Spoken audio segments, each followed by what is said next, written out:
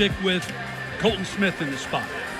Yeah, and Colton, he's been outstanding in his last several outings. That slider really, other teams, the book has gotten out. They know it's coming. They still swing and miss at it quite a bit. I think the call there was to hold him back in case they had a shot to bring him in out of the bullpen and guarantee victory, but didn't show up, so we get to start today. That fastball, 92 to 95, has a lot of mixability.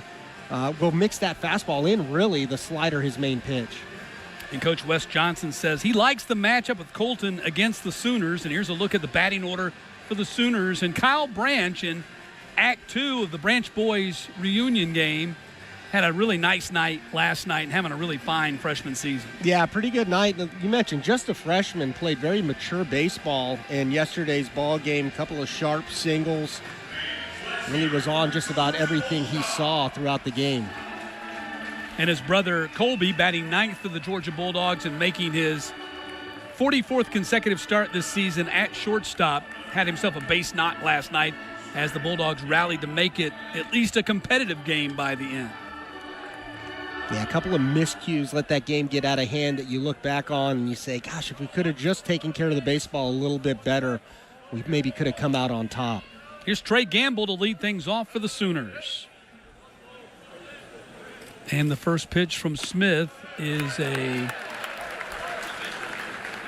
90-mile-per-hour pitch right down the middle. Looked like a fastball. Looked like a fastball. It's nice, easy, get-me-over fastball to start things off. Here's the 0-1 from Smith. Threw him a breaking ball out of the zone that time, 1-1. Gamble out of Alpine, Utah by way of Salt Lake Community College, Lone Peak High School. 2 for 3, a couple of singles, couple of walks last night. That's one of the things that this Sooners team does so well. They're very patient, have a great eye at the plate. They're number 1 in the conference in walks in conference games. Count 1-2 to Gamble. Gamble really in his first at bat in last night's contest worked a full count, ended up walking, but did a great job at leadoff, seeing a lot of pitches. Team leading .345 batting average, and the 1-2 pitch from Smith just missed with the breaking ball, and it's 2-2. That's that big over-the-top curveball, not the slider, not that swing and miss slider, trying to go backdoor there as opposed to possibly hitting Gamble with the slider back foot. Gamble leads the SEC in on-base percentage at .526, and here's the 2-2 pitch. Ball is hit to center field. OB retreating, has it for out number 1. Defensively for the Dogs, Hunter behind the plate, Zaborowski's at first base, Burnett at second, Branch at short, Alford's the third baseman, McCarthy in left, Obi in center, and Cade Brown getting the start in right field today. Yeah, interesting. Haven't seen a whole lot of Cade Brown throughout this year, but I think with the lefty on the mound, Wes Johnson looking to shake things up a little in that lineup. Brings Jackson Willits to the plate.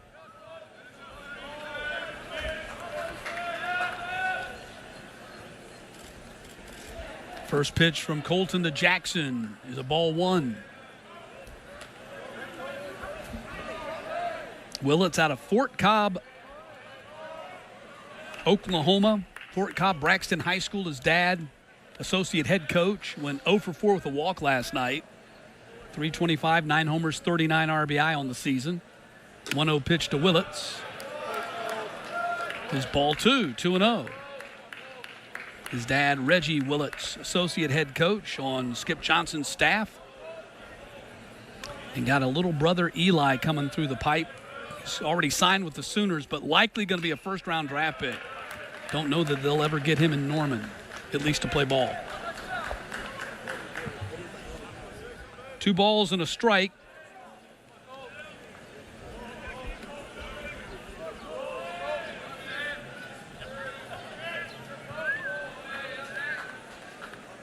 Willits' .489 on-base percentage in conference games goes down swinging. I'll make that strike number 2. Pardon me, it's 2-2. Yeah, there's that little cutter slider short and late. You see the off-balance swing there from Willits. 2 balls, 2 strikes.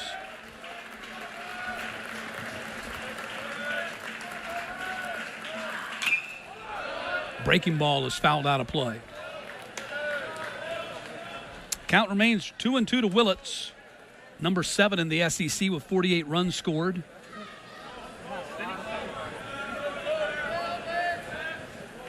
Oklahoma averaging 7.4 runs per game, outscoring opponents 307 to 185 this season. And the 2-2 pitch.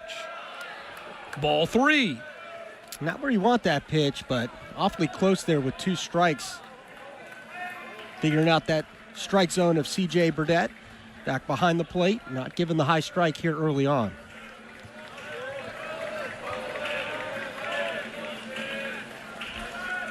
Colton Smith, pitch clock down to 3. Missed with the pitch inside, and the first base runner of the game for the Sooners.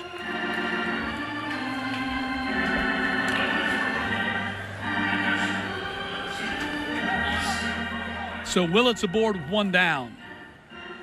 As Jason mentioned, C.J. Burdett is the home plate umpire today. Jason Millsap at first base, Cedric Coleman at second, and Derek Malika is the third base umpire.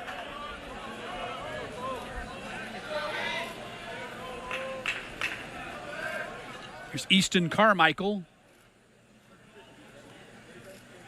First pitch to Carmichael is strike 1. 321, 10 homers, 45 RBI, 1 for 5 with a double last night, and named after a bat. Gotta love it. And of course, with Oklahoma, they like to be very aggressive on the bases. You got to feel like you're playing a little bit with house money as a visiting team here. You got 1 already on the road. That's always your goal going on the road, is to get at least 1. 0-1, little blooper down the line, foul territory, and Zaborowski can't get to it. So don't be surprised to see them take some chances here, maybe early on. Put some pressure on the Bulldogs to make a play. Carmichael leads the team in home runs and runs batted in.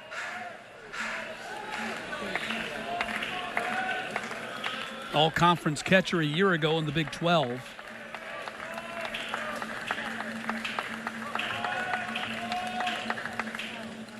And the 0-2 from Smith, swung on and missed, struck him out.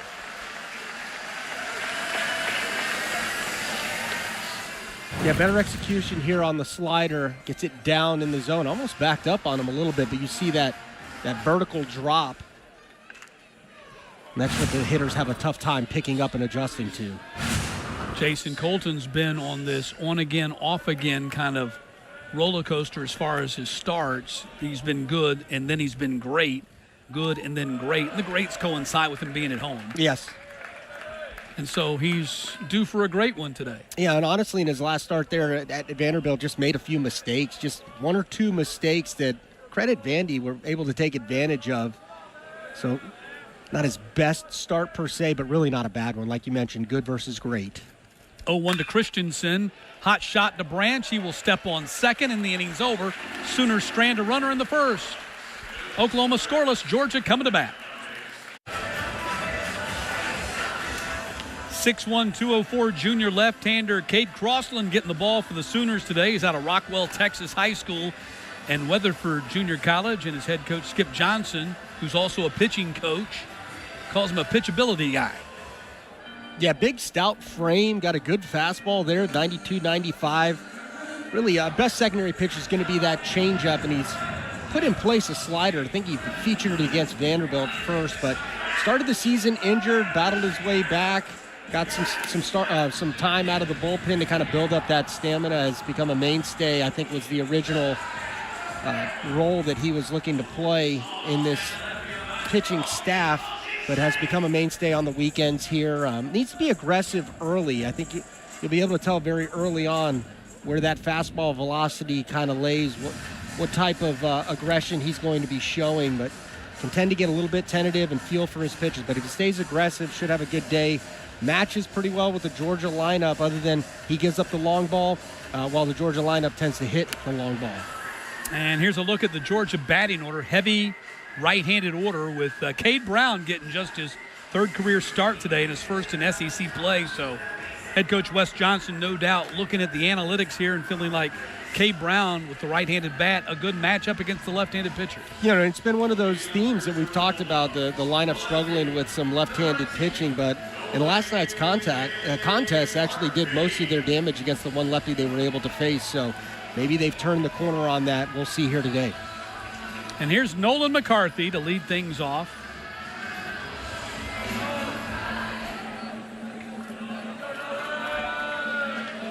McCarthy at .293 on the season. And the first pitch from Crossland.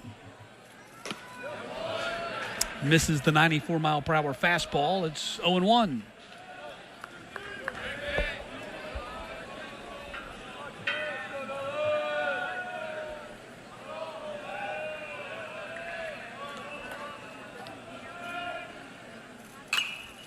Ball hit in the air and out of play. 0-2 to McCarthy.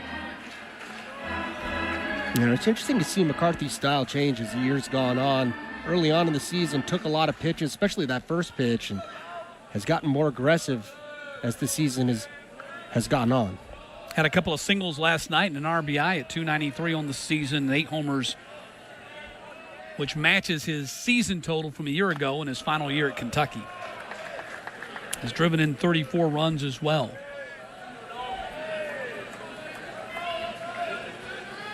One ball, 2 strikes to McCarthy. Bulldogs offense finally got going last night once they got Witherspoon out of the game.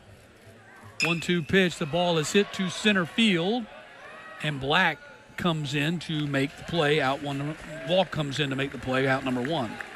It's Jason Walk out there in center field. He's a local kid.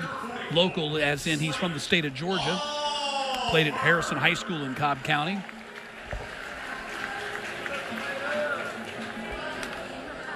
And he's joined in the outfield by Gamble in left and Harris in right.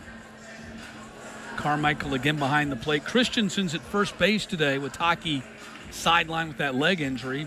Branch is at second, Willis at short, and Willis at short and Willis at third. Here's Slade Alford. Slade slugs this one to left field, and it gets into the tree. Slade Alford gives Georgia the early 1-0 lead.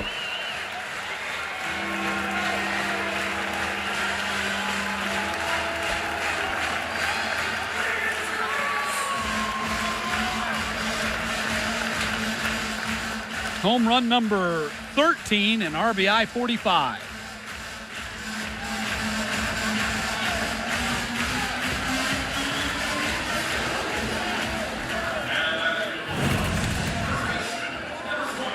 And Alford gets a pitch right there. You see how bad that spot was missed there by Crossland all the way across the plate inside the Slade Alford's wheelhouse. We saw him make the final out in yesterday's contest and pulled one a mile foul.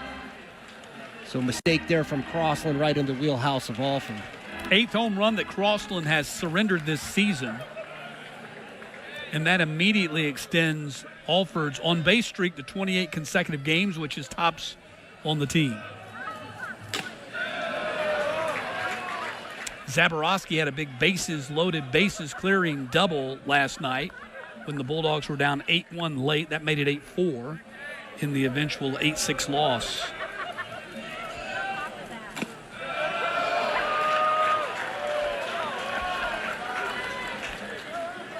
Two balls and a strike to Zaborowski, who leads the SEC with a .381 batting average. He's number 1 in slugging at .841, and he's number 2 in on-base percentage at .506. And he smashes this one high and deep, but it's going to be foul.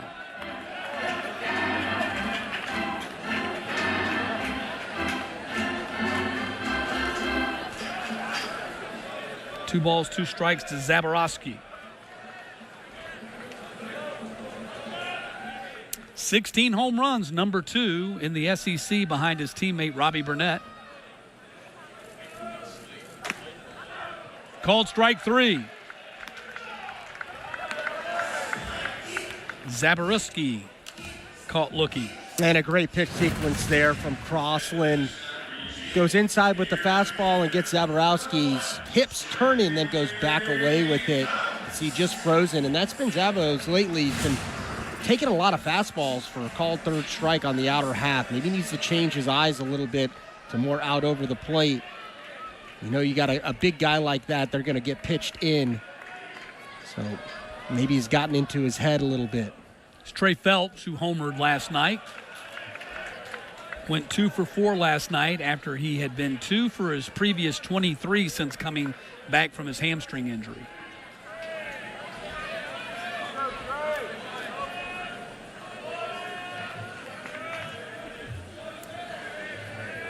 Oh, 1 pitch from Crossland, swung on and missed. A couple of good changeups. That's that plus changeup we talked about, scouting report.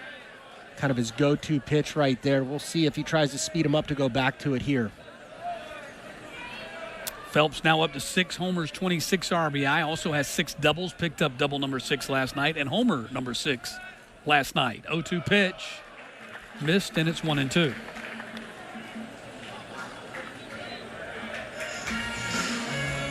Phelps, ESPN's Kylie McDaniel has him ranked the number 28 prospect in the 2025 MLB draft. Even though he is a sophomore, he is draft eligible by age. So 1-2 pitch, fouled it off. Yeah, 4 straight changeups there. And Phelps still out in front of that one, but he's seen it. I feel like you got to switch things up a little bit, get him on something else to come back to it, maybe protect it a little bit. So if you've seen 4 straight changeups, what do you think the next pitch is going to be? Right, exactly, a fastball. But I thought that after the second straight changeup, so he's gone back to it 2 more times. I think right here you got to go something hard. He does and strikes him out. 95 miles per hour from Crossland. But Georgia jumps on top on the home run by Alford in a 1-0 lead for the Dogs heading to the second. And as the Sooners head coach, 260 and 164 since taking over in 2018 after serving as the pitching coach for the Texas Longhorns. Led the Sooners to the 2022 College World Series Finals. Lost to Ole Miss, and they'll be hosting the Rebels in a rematch next weekend at L. Del Mitchell Park. Walk leading off the inning for the Sooners and swings and misses. Jason Walk out of Ackworth, Georgia, which is just north of Atlanta, and Harrison High School.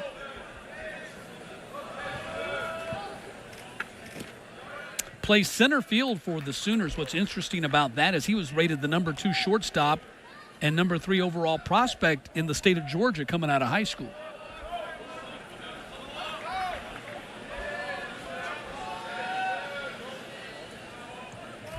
Here's the 1-1 pitch from Colton Smith.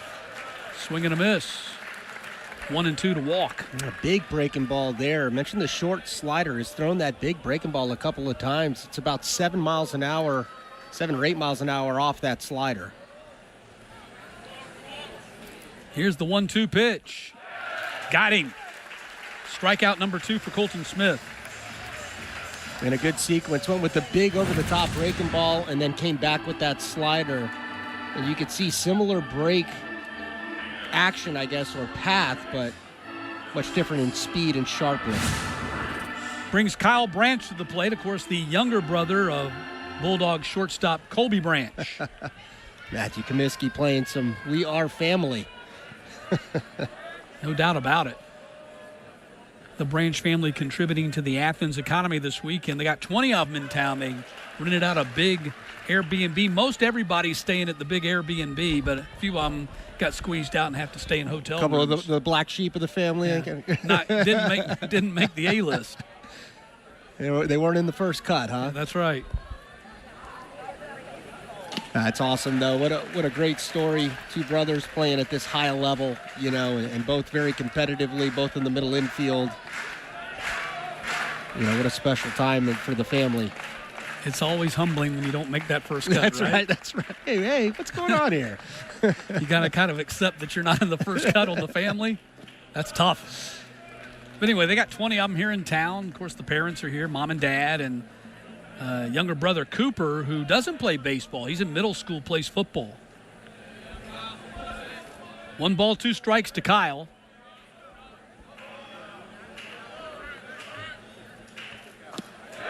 Checked his swing. Count goes 2-2.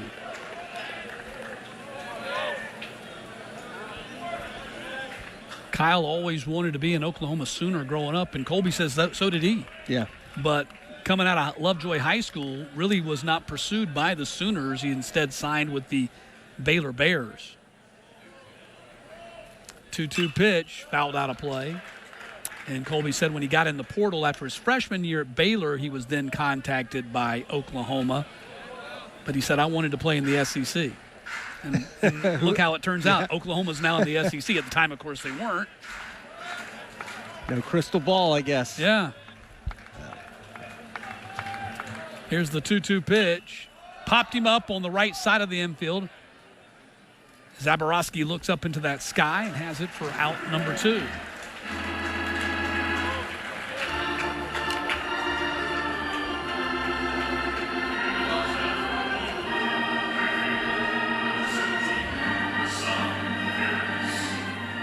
Desan Harris steps to the plate.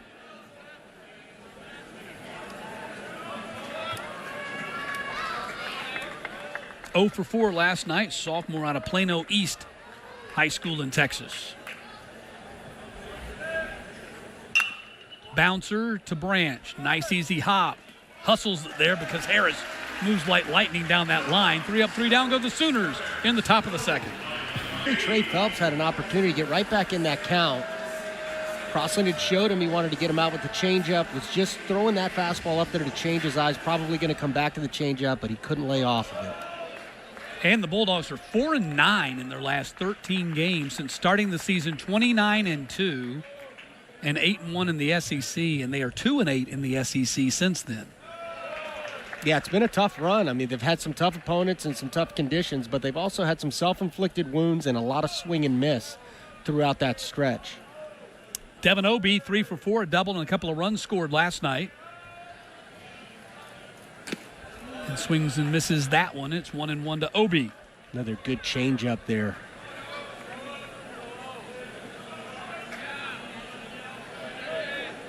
Obie, 15 total extra base hits out of his 32 on the season. 1-1 from Crossland. 2-1.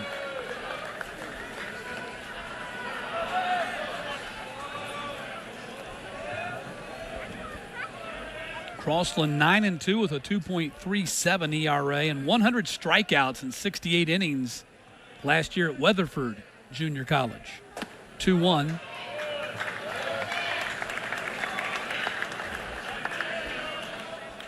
Three and 1 now to Obie. Got to look to take that fastball in the opposite gap right here, kind of defend against the maybe get me over changeup that might be up in the zone. Can't get too big, 3-1. Ball 4 to Obie. Good at bat there from Obie. Laid off a couple of really good pitches. So making a concerted effort not to chase here early on. He's had a pretty good series. Had a good game in last night's ball game as well. 21 walks now for Crossland on the season in 40-plus innings. 49 strikeouts with a couple that he registered back in the first inning. And here is Robbie Burnett, one of only 2 left-handers in the batting order today.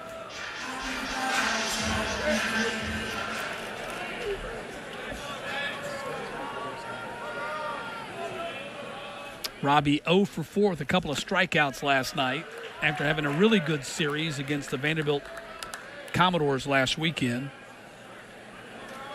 5 for 12, a homer and a couple of RBIs, couple of double against Vanderbilt. He and Alford really the only guys who did anything with the bats. They really were. The rest of the lineup was just kind of absent throughout the series. You know, and interestingly enough, last night, we talked about it, most teams have been playing Burnett to pull quite a bit, shifting their shortstop over to the right side of the infield. Is Skip Johnson's going to make a trip to the mound, but Burnett had a really good at-bat, lined one right at the shortstop in the traditional positioning. Otherwise would have been a double for him, but Oklahoma electing to play it a little bit differently. It's interesting with Skip Johnson also being a pitching coach in his past, just like Wes Johnson. And he feels like that really gives him an advantage in 2 areas. Number one, in that when he's talking to a guy and he says, this is the way we're going to use them, that guy doesn't have to look over his shoulder and say, well, that's what the pitching coaches tell me, but what does the head coach say? Right. Because they're one and the same. They're and on number the same 2, Oklahoma's roster is kind of old school in that you look, there's a lot of junior college players on that. And, of course, he was head coach at Navarro before he was at Texas. And he says that he feels like that really helps him recruit the junior college player in that that's where he came from. Yeah. That's his background. Yeah, he really knows it. Understands the path forward from there, especially in this day and age with the transfer portal. Might be some low-hanging fruit at that junior college getting overlooked. It really has in the portal era, that and the, of course, the high school senior. Yeah. Those guys have kind of been pushed to the side. And those guys, of course, in the past, prior to the transfer portal, I mean, that was the lifeblood of your organization. Yeah, I think that's another impressive thing about Kyle Branch. Being a true freshman, getting as much starting time, playing time. That's a rare thing to see in today's ball game. Yeah, Cade Brown getting the start today. We mentioned that's the rare true freshman getting in the lineup for Georgia. Yeah, and then that was Trey Phelps for the Bulldogs last year. Right. Started as a true freshman and was played a big part in that ball club. And Cade Brown standing on deck. He'll bat after Burnett, who's ahead in the count 2-0.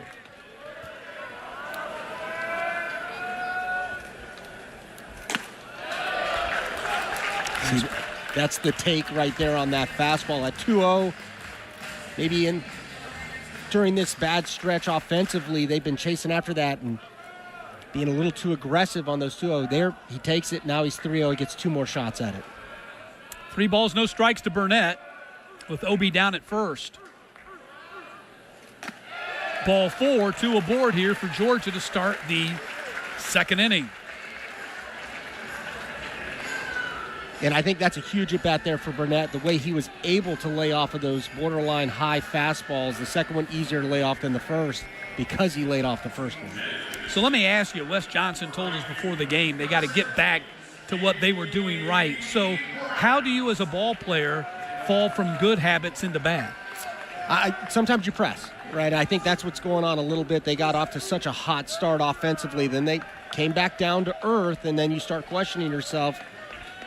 And it builds momentum, and you try to swing at pitches a little bit more aggressively to try and hit your way out of it. Sometimes it's not how you're swinging, but what you're swinging at. Is Cade Brown. Yep. Goes after that first pitch there, announces his presence with authority. Gets off the bench swinging. Make the most of it, right?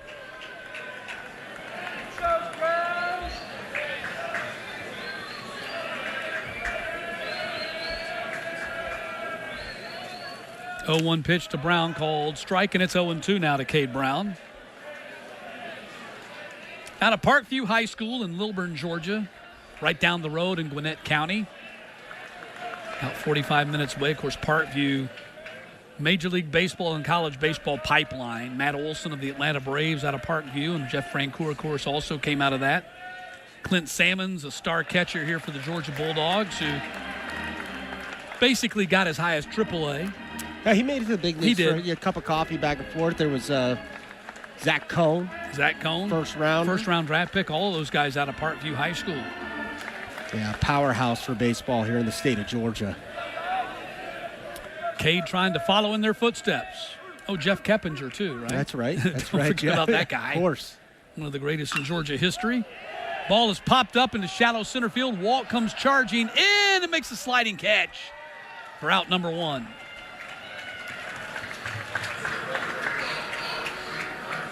Interesting there. I mean, it's early, but interesting, Wes, maybe not deciding to lay the bunt down with the young hitter there and get those guys moved over. Of course, you got the left on left backed up. That's probably what he was thinking as well. Wanted to give Cade a shot there to be productive, and almost was. Change up off the end of the bat.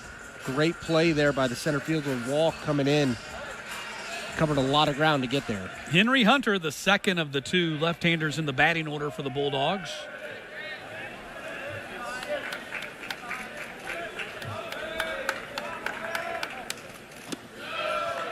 Of course, the last time we were here at Foley Field, he hit the walk-off home run to beat Arkansas and win that series 2-1.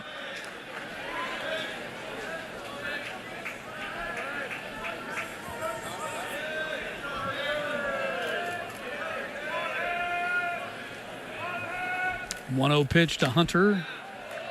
Missed inside, 2-0. A little catcher's courtesy there. That looked like a pretty good pitch. Missed his spot, did Crossland, but still might have gotten the strike call. But again, as a catcher, sometimes you get the benefit of the doubt a little more often than anyone else. 15 of his 29 hits have gone for extra bases, 7 homers, 8 doubles. Here's the 2-0 pitch. Fouled out of play down the left field line.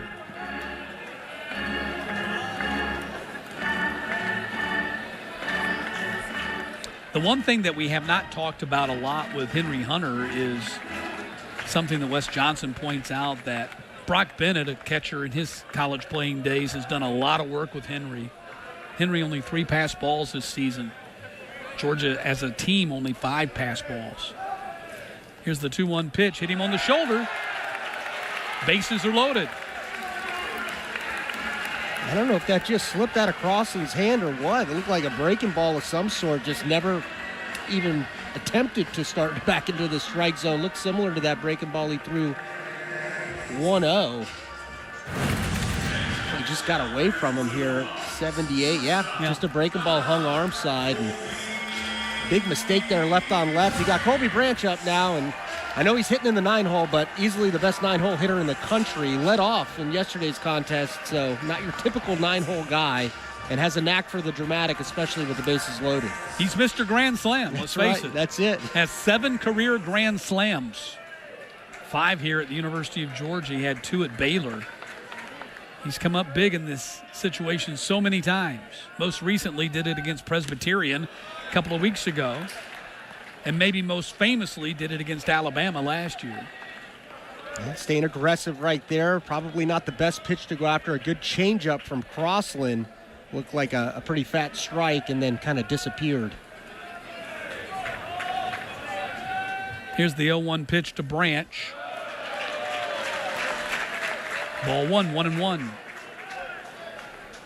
I bet if you asked Wes Johnson, he would say this is not a must-win today, but Colby Branch says this is a must-win. Yes. He says, we cannot lose this series to Oklahoma. I will hear about it all year long. No doubt. From my little brother. No doubt. So for Colby Branch, this is a must-win today to even up the series. 1-1, swing and miss. 1-2. So 3 straight changeups, similar to Phelps's at bat here. Don't be surprised to see a 4th, but I think you got to be aware of being disciplined in the strike zone on anything hard, not venturing out and getting yourself out.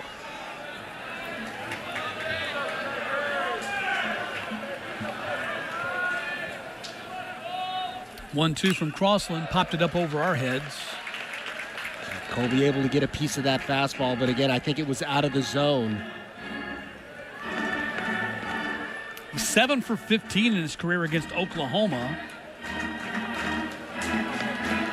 That includes going back to his 2023 freshman season with the Baylor Bears. He was 1 for 5 last night. Did have a base knock late to add a run for Georgia as they attempted a comeback. 1-2 pitch, hot shot, gets by Willits, knocked down by Willits. Run scores for Georgia, and the Bulldogs have a 2-0 lead. Willits did a good job of keeping that ball from going into left field, or otherwise Burnett would have scored as well. And the Bulldogs have doubled their lead. Yeah, Willits did do a great job. I don't think he went out of play if he fielded it cleanly, so it turned out as good as it could. But a good approach there by Branch, realizing the game, knowing that that changeup was coming. Still such a good changeup. He was still out in front, kind of hooked it, but it benefited him as it was running away from Willits. RBI number 26 for Branch. Dogs up 2-0, still just 1 out, and the bases remain loaded. Back around to the top of the order, and Nolan McCarthy. And he gets hit. 3-0 Dogs. That's the Nolan McCarthy of the beginning of the season right there. Taking one for the team, finding a way to get on base, and in this case, an RBI.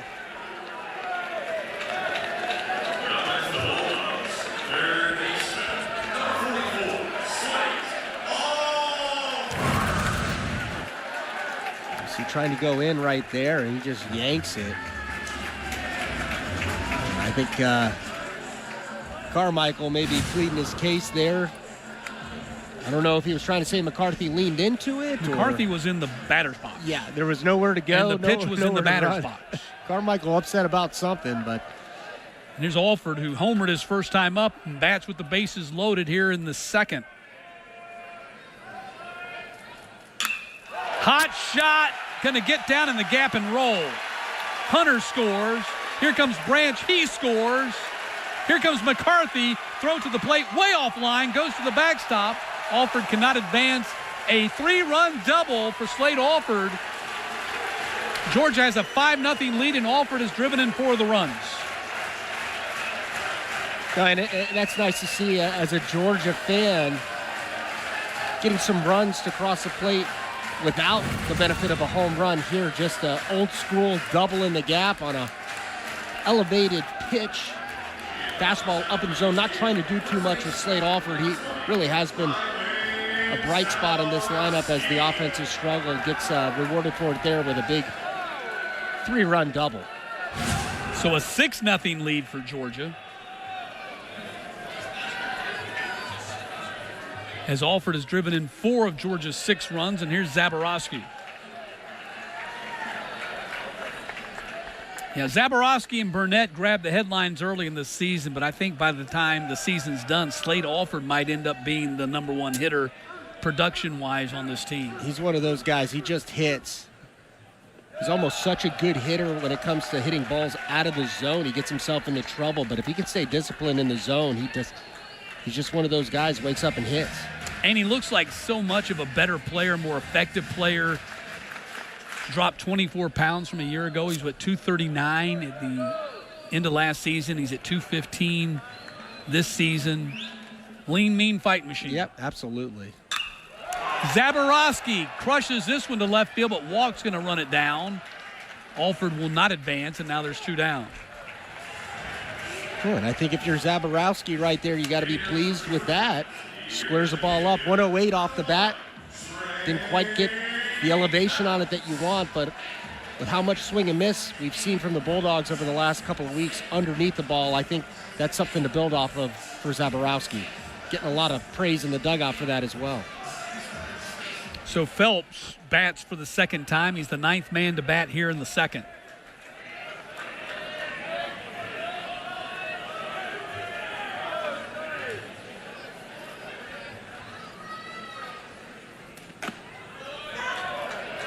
Strike 1 to Phelps.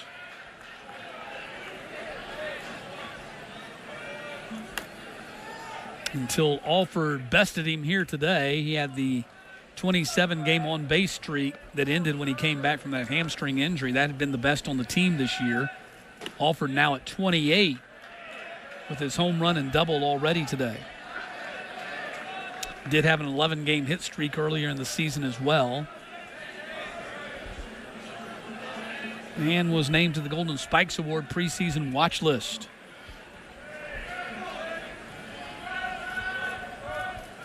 (0-2) to Phelps outside. When you played, how many different gloves did you have? At least 4. Yeah, second, third, catcher. They say Trey has 12. That's a lot. There's not that many positions.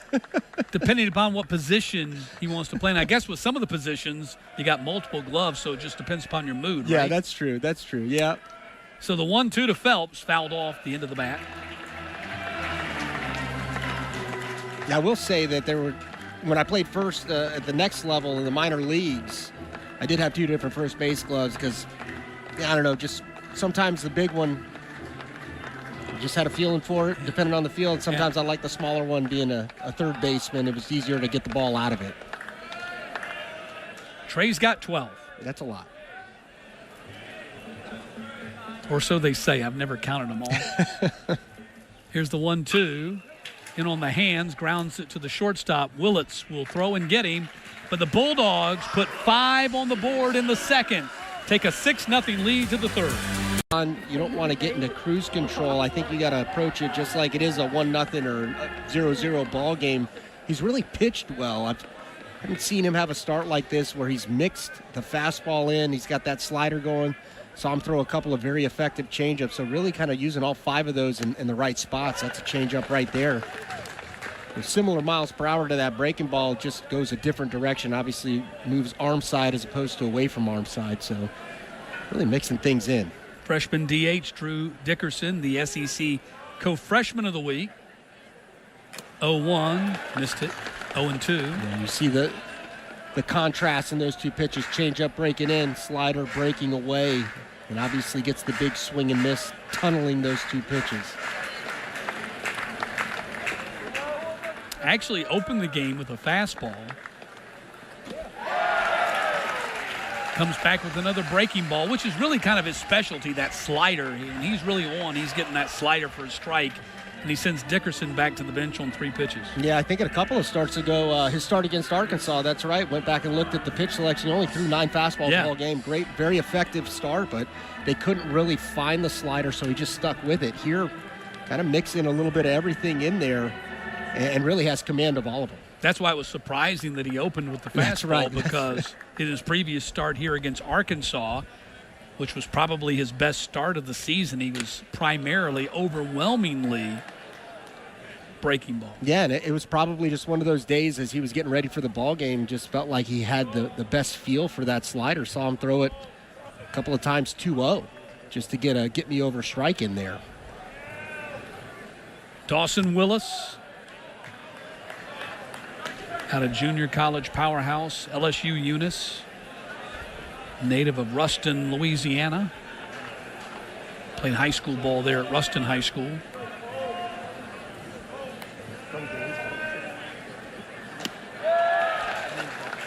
Two and one. Yeah, perfect example right there. 2-0 goes with the slider. And it's not to trick anybody. I think it's just one of those things where he has the best feel and command and confidence in that pitch for a strike.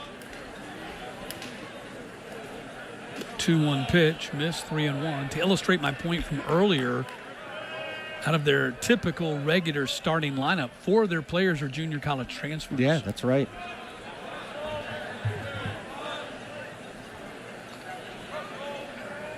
Willis being one of them, the number 9 hitter in the order. And look, that 2-0 slider for a strike protects the 3-1 fastball that you got to get over the plate too. Normally, you'd see a guy come out of his shoes on that.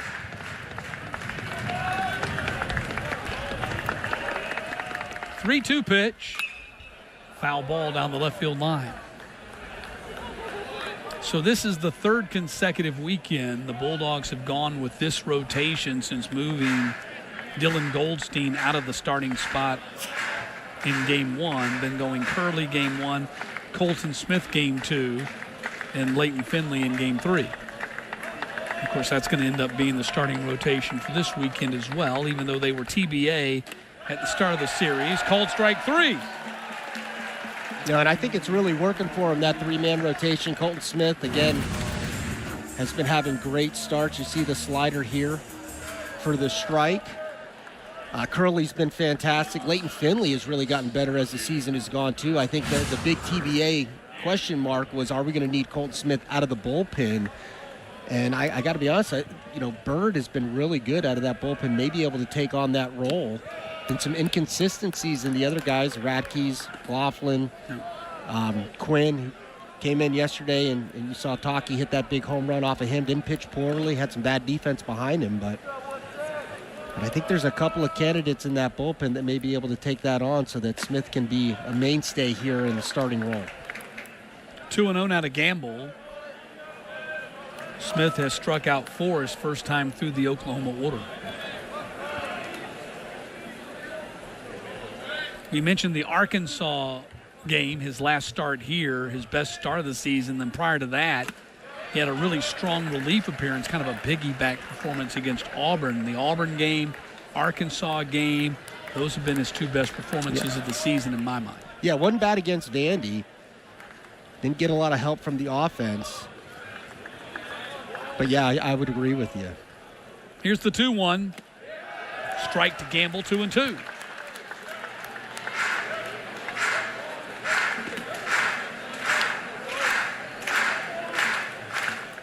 Gamble 4th in the SEC with 39 walks drawn and batting .365 in conference play, 20 points higher than his overall. Ball hit in the air to left field. McCarthy has it. 3 up, 3 down, go the Sooners again. Explosive this offense could be. Really haven't put it together here in the last several weekends. I think Colby Branch getting that knock with bases loaded really kind of relaxed everybody else in that lineup, and then you had Slade Alford with the big double. Zabo had a nice loud out as well, so maybe getting a little bit of that monkey off their back. Yeah, Slate's already driven in 4 runs today, giving him 48 on the season as O.B. leads off the inning, hits it sharply to Willits, the shortstop. Out number 1. Again, Christensen playing first base for the Sooners today with Taki out with that leg injury. Highly doubtful, I would say, that you'll see him tomorrow in Game 3 of this series. He had a boot on and 2 crutches. But no official word on the diagnosis of the injury other than what the eyes could tell you. Boot and crutches, not good.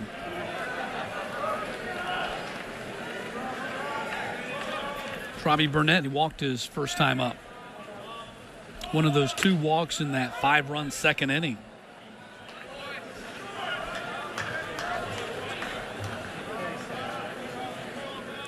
Burnett leads the SEC with 17 home runs. He's tied for 3rd in the country with that number.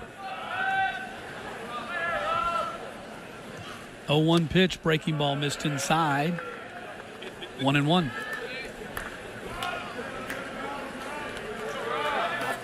And it is really heated up with the sun coming out. Yeah, real muggy. And very humid. Lots of moisture in the air with the high clouds and some thick clouds too. Hot shot foul. Did it rain here overnight? It rained in Atlanta. You slept through it, right? I guess I did. I mean, it felt like it was going to. It seems like it's been raining the last couple of days on and off. It's supposed to be showers here this afternoon, obviously. The game getting moved up. Yeah, this evening, the forecast after 6 o'clock gets a little iffy. The game was originally scheduled for 6 o'clock Eastern, so. And thunderstorms all evening on Wednesday. Mm-hmm. And yesterday's game was delayed 15 minutes at the start. That's right.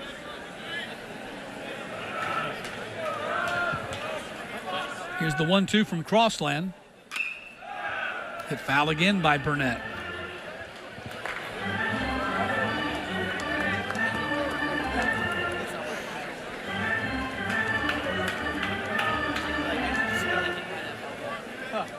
Playing a Led Zeppelin song. Oh, yeah.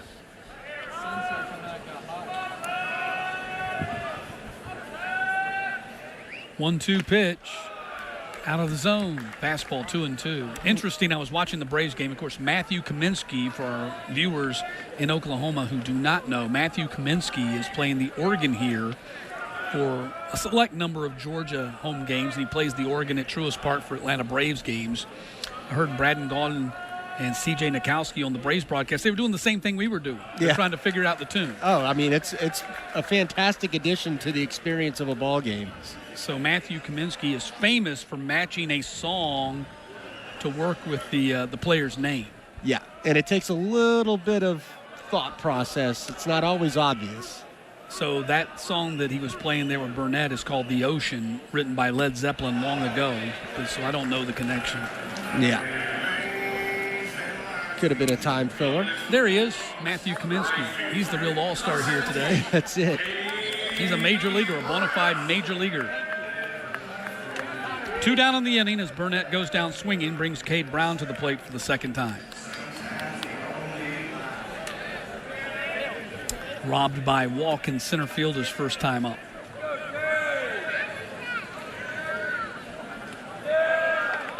Only 3 hits for Cade Brown in 20 at-bats this season, 1 a homer with 3 RBI.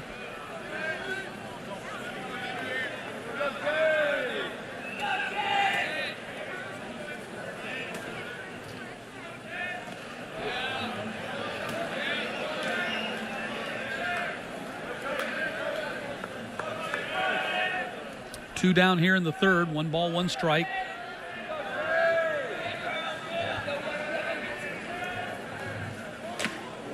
Missed inside with a fastball. 2-1. Matt Stewart and Jason Jacobs with you for game 2 of this 3-game series.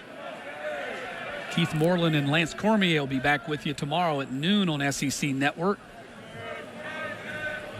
to wrap up the series. Brown swings and misses. Dogs are hoping it'll be a rubber game.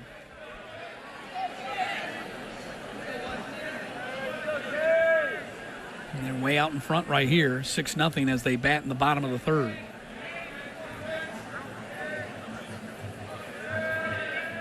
Two-two pitch in the air, left field. Gamble has it out, number 3. Dogs go 3 up, 3 down in the third. And using that breaking ball so effectively as he so often does when he's pitching. He's back home, and Colton Smith pitches very well at home. He'll be facing the 2, 3, and 4 hitters for Oklahoma here in the top of the 4th.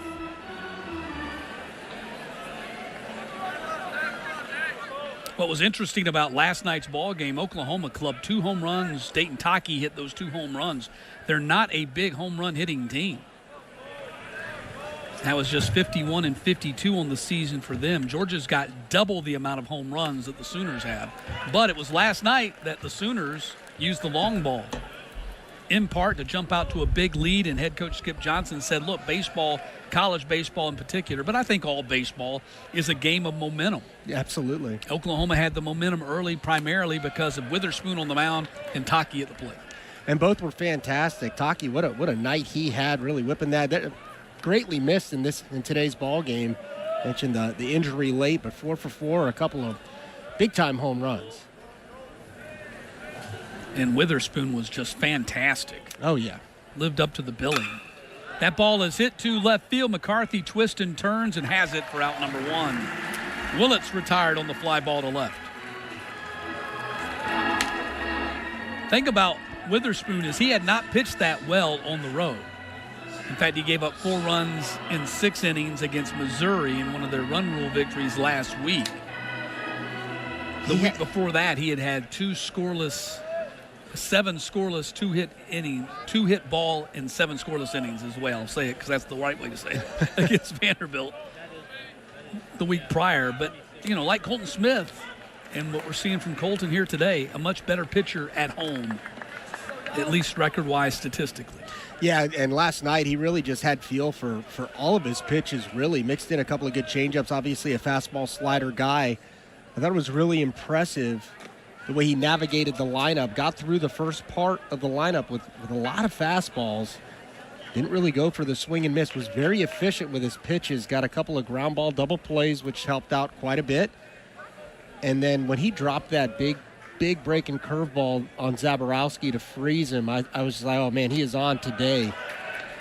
Because that was just pulled out of his back pocket. Zabo had no idea that he even had that in his arsenal, and he executed it for a strike. Yeah, Lance Cormier said there was a lot of chirping going on in the game, and Witherspoon responded. He did. That was quite the outing. Yeah, he shoved it, didn't he? Branch deep in the hole, throws him out. Carmichael gets down the line pretty good for a catcher. We say that all the time about catchers. In college baseball, you got some pretty good athletic catchers. I think the difference is we've talked about in the pro game, they're still just as athletic. It's just everybody else is so much exponentially more athletic than they are at the pro level, at the major league level, that it's exaggerated. Yeah, I would say so. I mean, but Carmichael, 11 for 14 on stolen base attempts too, on stolen bases. So he can move. He can move for sure. Here's Christensen. His dad, a major leaguer. His dad, a left-handed pitcher for 11 years in the bigs, Jason. 6 seasons with the Pirates, 5 seasons with the Giants. 27 and 26 in his career and 128 starts.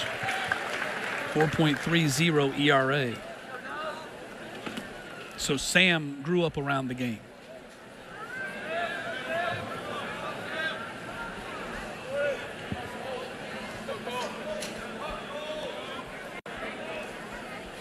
One pitch.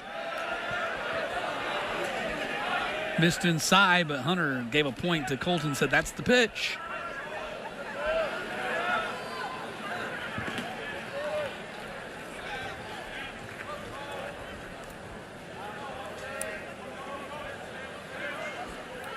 Two-1 from Colton Smith.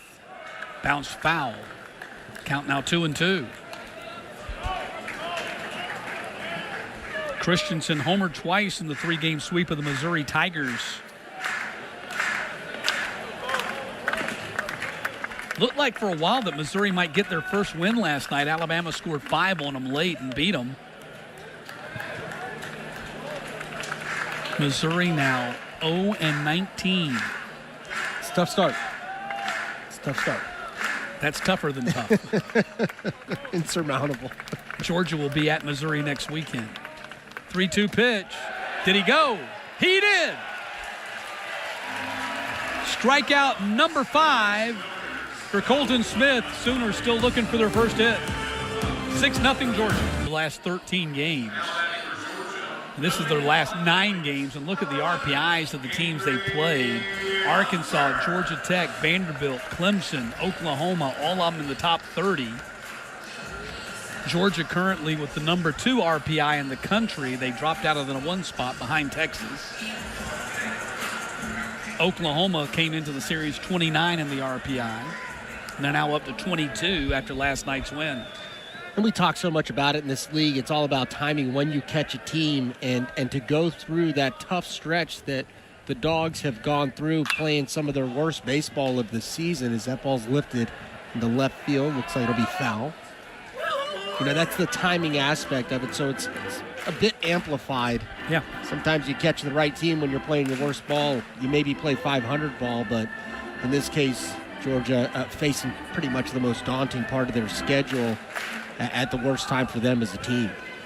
And to add to that daunting part of their schedule is the non-conference games they had midweek in short weeks. Yeah. They played Georgia Tech at Truist Park. They won that game. Then they played Clemson this past Tuesday night at Clemson, Doug Kingsmore Stadium. Tigers ranked number 2 in the country. Yeah. And had both of those games in short weeks where they had to play on Thursday through Saturday. They didn't have the additional day off as you get typically when you play Friday through Sunday. That's a really good point, just adding to it. So you compacted those tough games into a shorter amount of time. Bouncer to the first baseman. Christensen steps on the bag and Hunter's retired. First out of the 4th. Got to give Crossland a lot of props here. I mean, he's hung tight. Had a rough inning there in the second. Gave up 5 runs on just 2 hits, so lost command of the zone. A couple of hit batters, a couple of walks. But he's really settled in. Tired now 5 straight, 6 straight. Here's Branch. RBI single and scored in that second inning. And we asked Wes Johnson about that tough schedule, about the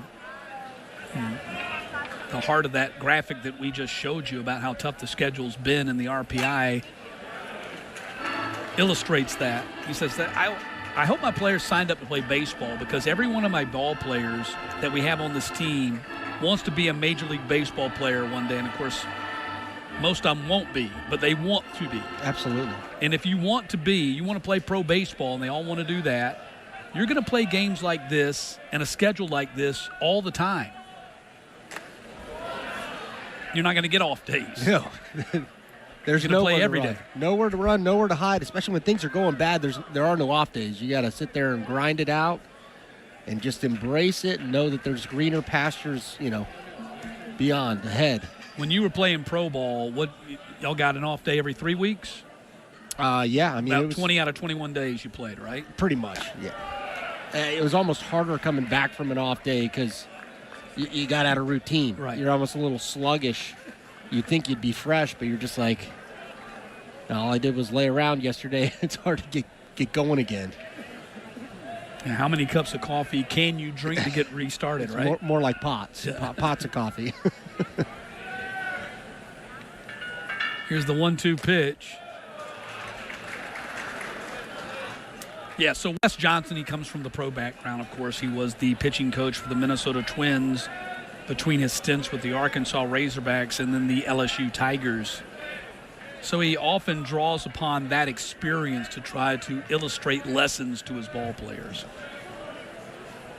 So you want to be a pro ball player, you better not hear any belly aching about your schedule and how tough it is if you want to indeed be a pro ball player. Branch goes down swinging. Strikeout for Crossland is number 4. And what a job. Even if Oklahoma isn't able to come back in this ball game, the fact that Crossland has settled in and given some more innings really sets him up for the rubber match. He's done a great job at this point. And again, this game a long way from being over. Sure. It's very early, but I think Georgia unable to take advantage and deliver that knockout blow. Crossland's really settled in and been quite effective over the last couple of frames. Here's McCarthy. Goes after the first pitch and fouls it out of play. I thought you saw great patience from Skip Johnson in that second inning. Yes. When the Bulldogs were putting 5 runs on the board. You know, the fan in you was saying, go get that pitcher, man. He can't get anybody out. He's thinking long view in the series. I agree. He goes, we need him to go some innings here. We can't get into the bullpen this early. I agree. And again, you got to keep your foot on the gas if you're the Bulldogs. Can't be happy with 6. You want to get into that bullpen. They did a great job in last night's contest, making Dylan Crooks have to work for it a little bit. Running his pitch count up almost to 30. I'm sure he'll be able to roll back around, but with this game being moved up, how difficult would it be for him to come and get back-to-back saves on that short a rest, less than 24 hours? Skip Johnson told me before the game that Dylan Crooks and James Hitt, both are guys, they're top 2 guys out of the bullpen, and Crooks is the bona fide closer. Yeah. Would be available today. Yeah, but how effective, right? Yeah, that's a great point.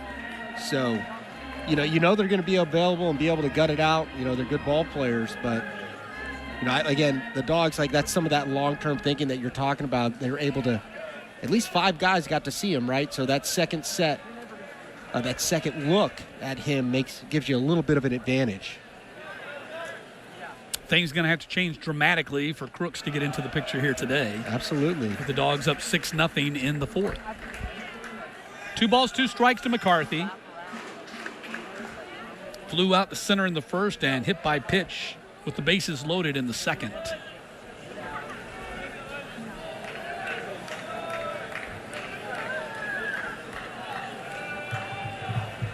Pitch clock at 2. One hopper to Willits. Slings it across the infield. Nice stretch by Christensen. Looks like he's done that before. Heading to the 5th. Here is the D1 Baseball Oklahoma Sooners tournament resume. Currently at 30-11 on the season, 11-8 in the SEC. RPI 22, as we showed you before. Now, the strength of schedule is 65. It's not as strong, and that probably holds them back a little bit on the regional projection, which right now is a number 2 seed. I wouldn't want to see this club as a 2 seed in my regional, I can tell you that. It's a good-looking ball club. They hosted the Norman Regional last year as the Big 12 regular season champions. They were 23-7 in the Big 12 last year in their final season in that conference, winning the title for the 4th time in their 26 years in that conference. They ended up getting beat by UConn, fell into the losers bracket early. Hot shot, and that's going to be the first hit of the day. So first hit of the game for the Sooners comes here to lead off the 5th from Jason Walk.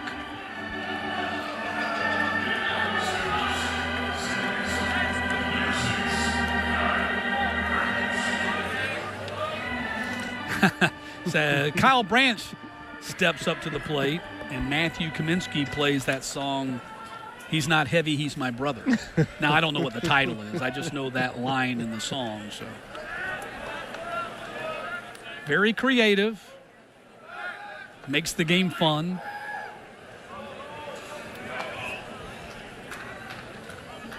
Not a bad crowd, not a sellout. The game is probably sold out, but the seats aren't sold out because of the start coming 5 hours earlier than had been scheduled.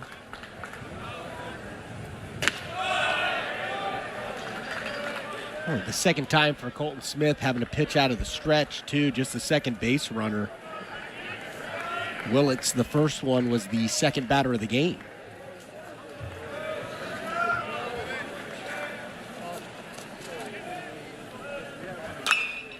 Branch sends this one down the line in left field, and it's hooking foul.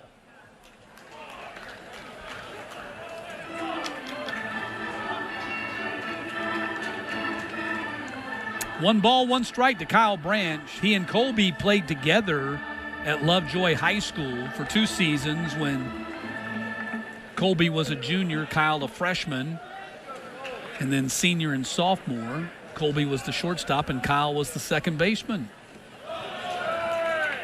I thought it was interesting. Your immediate response to that was, I wonder what the ride home from the ballpark was like. There was no doubt. There had to be some feistiness in the family, especially if somebody made a mistake or someone thought somebody made a mistake.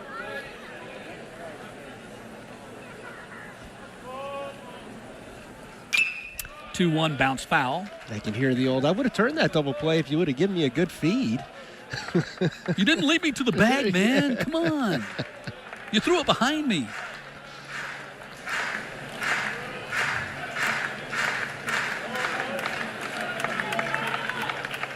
Fun to watch these guys go against each other this weekend. And really fun to see the family support. Absolutely, yeah. Yeah, that's been really cool seeing those jerseys around. I think that's pretty neat.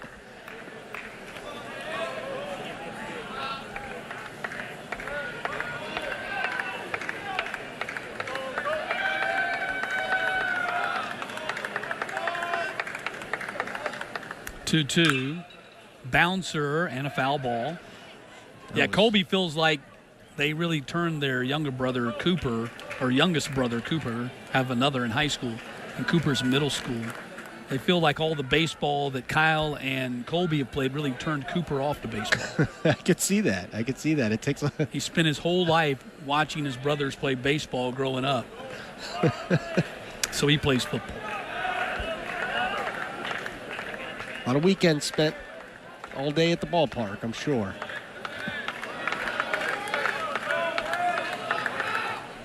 2-2 outside, 3-2. And when you say all day, we mean all day, because if you're familiar with youth baseball, you could be playing at 8 a.m. or you could be playing at 11 p.m. in the same day. Yeah, both, yeah. Could be getting to that first game of the tournament at 8 and playing in the championship, getting home at 11, having to turn around and go to school the next day. Yep. 3-2, runner goes. Off the hands and out of play. Walker will have to go back to first. And again, Smith just not quite as comfortable or sharp out of the stretch.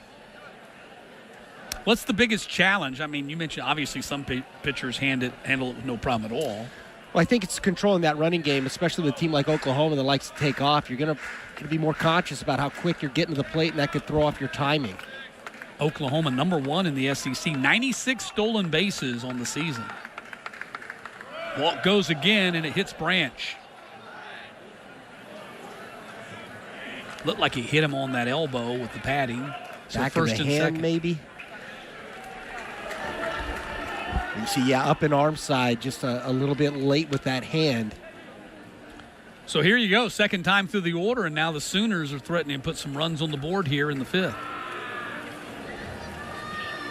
Everything changes that second time through the order, unless you got another pitch you can get to, like Witherspoon did so magnificently last night.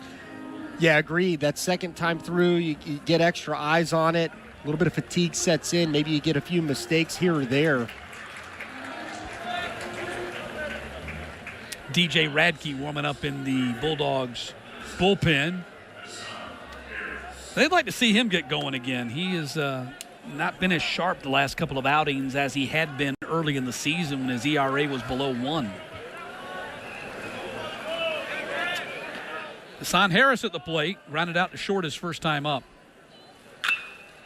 Sends this one into right field for a base hit. Let's see if this scores walk. They're going to put the stop sign up for him. And the bases are loaded.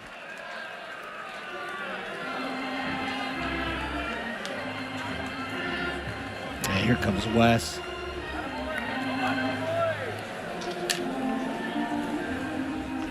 Does not necessarily mean that a pitching change is coming right here.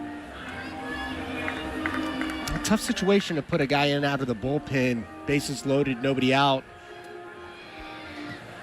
Maybe check the temperature of Smith. Maybe see something that he's not finishing his pitches. And again, could be the runners on, trying to be quicker to the plate. Could be a little bit of fatigue. So No signal to the bullpen yet. There's not going to be one. Yeah. That was a manage this inning right here. Focus on the batter. Something good, get a ground ball double play, great, but just make sure this guy does not reach. Colton had not allowed a hit and had only one base runner through the first 4 innings, so it's started here in the 5th with the single by Walk, the hit batter Branch, and the single by Harris. And here's Drew Dickerson, SEC co-freshman of the week. Has only 2 home runs on the season, but you got to be very careful with this young man. He's got a lot of raw power.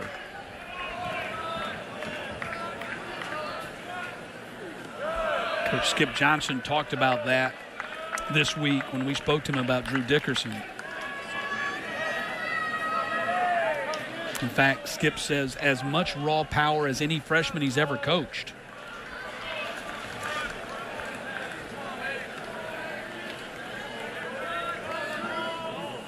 Here's the 1-0 pitch.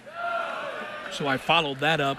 If he has so much raw power, you're batting him at the bottom of the order. He's batting 8th. He said, look, I did the same thing Kyler Murray. Mm-hmm. Kyler Murray got here, said, you're going to play center field. We're going to start you out batting 7th. And by the time he finished his career, he was batting cleanup. But he worked his way up the order. 2-0 pitch. 2-1.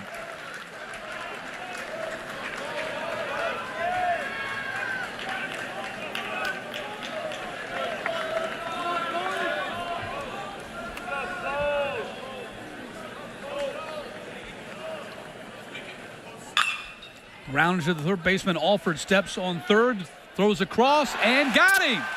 Run scores, but they get the double play. Makes it 6-1. Super play by Alford, not only doing it with his bat, but also his glove and his arm.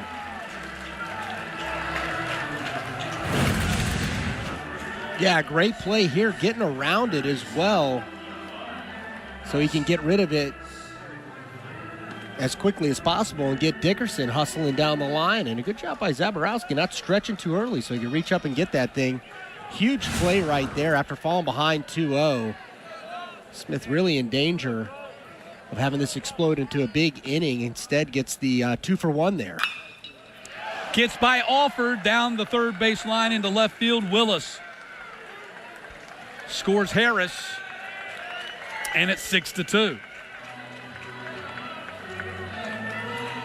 So very quickly, Willis is able to answer with a base hit by Alford, who this time couldn't get to it.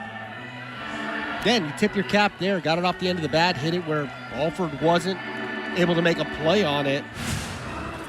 But again, not a bad pitch from Smith, and the ever importance of getting that Dickerson ground out to keep this thing tight. I think you get bases loaded, nobody out. You give up 2. You feel okay about it, getting out of it if you can get this out here. Gamble batting for the 3rd time.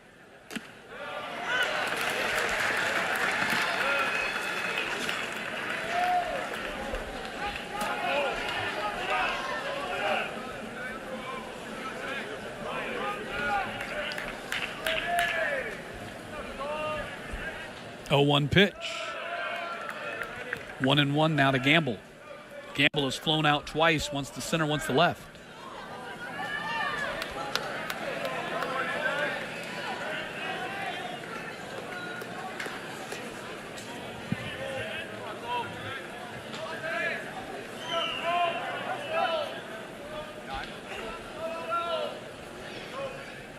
One pitch, missed low again. 2-1. Hunter scoops it up as it rolls out in front.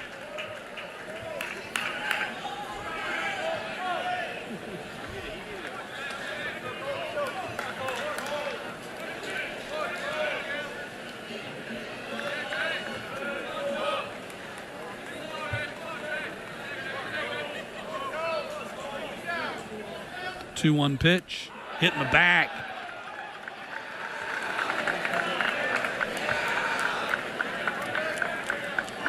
So Colton Smith struggling with his control now. Got first and second. Yeah, I think that's a telltale sign right there. Wes Johnson's going to make the change. Just yanked that one. So that'll be the end of the day for Colton Smith, who carried a no-hitter through 4 but can't get through the 5th. Radke coming in from the pen.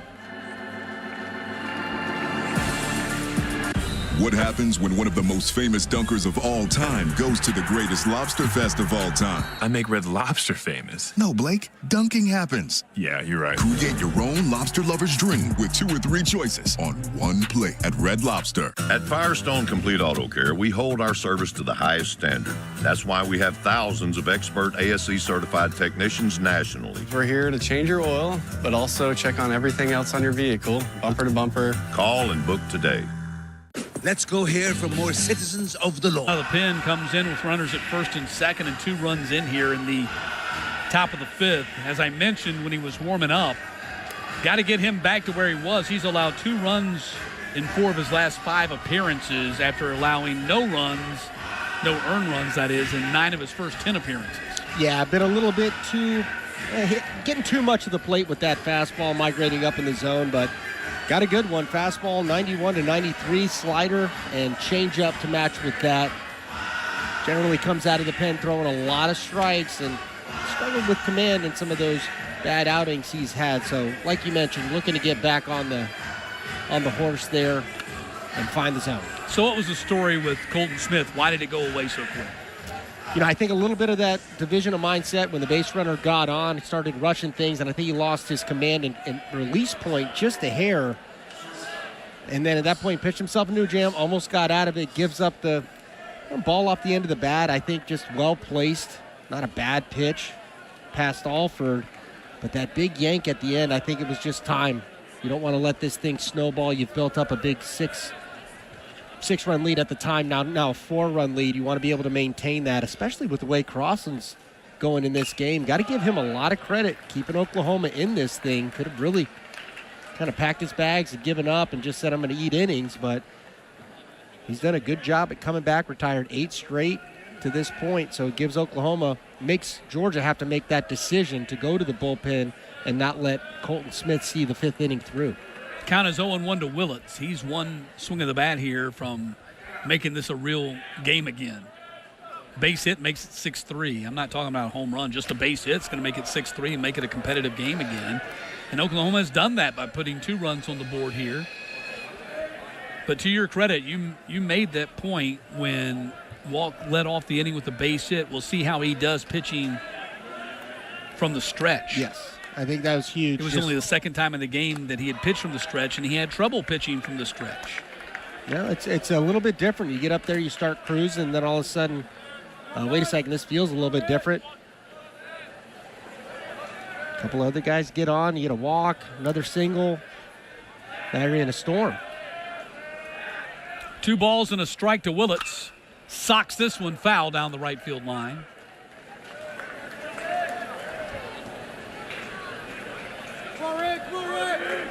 See if Radke gets up and moving away here from Willits. You see him turn his hips like that out in front on the slider that was breaking into his bat path. He could execute a similar pitch breaking the other way. You might get the swing and miss. 2 balls, 2 strikes. Radke trying to close this inning out.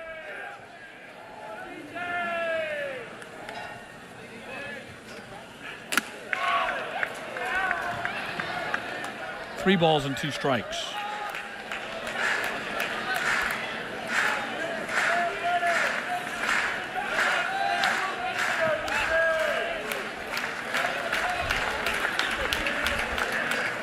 Willits, the starting shortstop for the 2nd straight season, fouls that one out of play. He earned Big 12 All-Tournament team honors a year ago.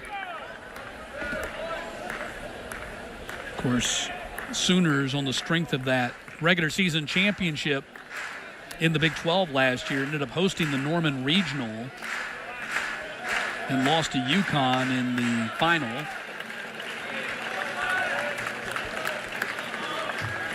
Of course, Georgia hosted and won the Athens Regional, then lost to NC State in the Super. Pitch missed inside, bases are loaded.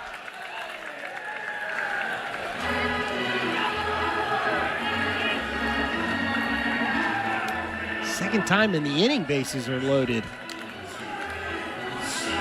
Oklahoma keeping the pressure on. A good at-bat right there from Willits. You got the biggest power threat in the lineup here, representing the tying run. Yep. Home run leader, RBI leader, Easton Carmichael, who's 0 for 2. Strikeout and a ground out.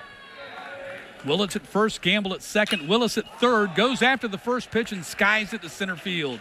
Should get the Bulldogs out of the inning as Obi makes the catch. And that ends the inning, but the Sooners put 2 on the board halfway through. Georgia on top 6. Slade Alford has driven in 4 of the Dogs' 6 runs so far today. He's been on it. That big home run to get things going, and then the bases clearing double. You got a very mature at bat right there. Pitch up in the zone. You didn't see him come out of his shoes. And that's been the difference, really. The execution there, bases loaded. Oklahoma unable to get that big hit when they needed it. But both times they had the bases loaded in their frame, or last frame, I should say. But Georgia coming through big right there. Slade Alford coming through big for Georgia with the bases loaded. He's moving up the list. He's becoming one of the top feeder of trees on this Georgia team. Now 13 home runs, trailing Zaborowski by 3 and Burnett by 4. And he has hit safely now in 22 of the 28 games in which he's reached base. He's really having a great season. Transferred from Mississippi State. Said he had a little bit of a chip on his shoulder after going undrafted at the end of last year. Of course, it's harder to be drafted nowadays than it ever has been before. As they've contracted the minor leagues, there's fewer opportunities. And, you know, with NIL, I mean, and sometimes it's just better to stay in school. I was going to say, these facilities as well. Facilities, the whole deal. Get a little money in your pocket, too. And then we were talking a little bit in the break to each other. I think this is a huge inning for Georgia offensively. Crossland's done a great job, has really settled in. You feel like they almost got to get something going as Oklahoma, still down by 4, has all the momentum. And Crossland, since giving up the 5 runs in the second, has put up zeros. He's at 77 total pitches. He's retired everybody since that double from Alford. In order, that is.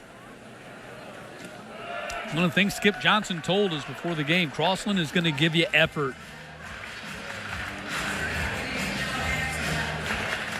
And you can tell when you talk to Skip Johnson, he has a special affinity for those junior college players.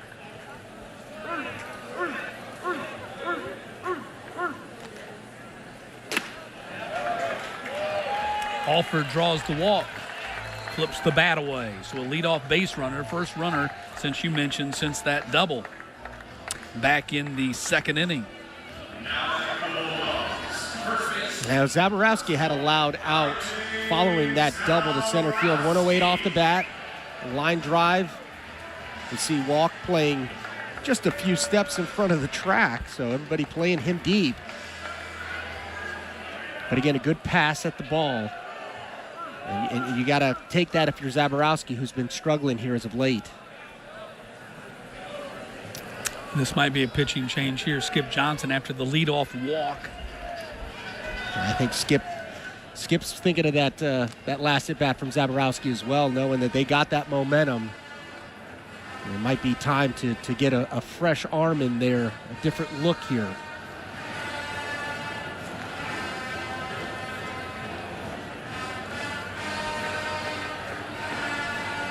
.32 balls, 47 strikes for Crossland so far today. Still no signal to the bullpen. Skip Johnson might be waiting until C.J. Burdett gets all the way out there. There it is, yep. He was waiting for the umpire to get there. Take as much time as possible. And we will have a pitching change. Reed Hensley is going to be coming in from the bullpen for the Sooners.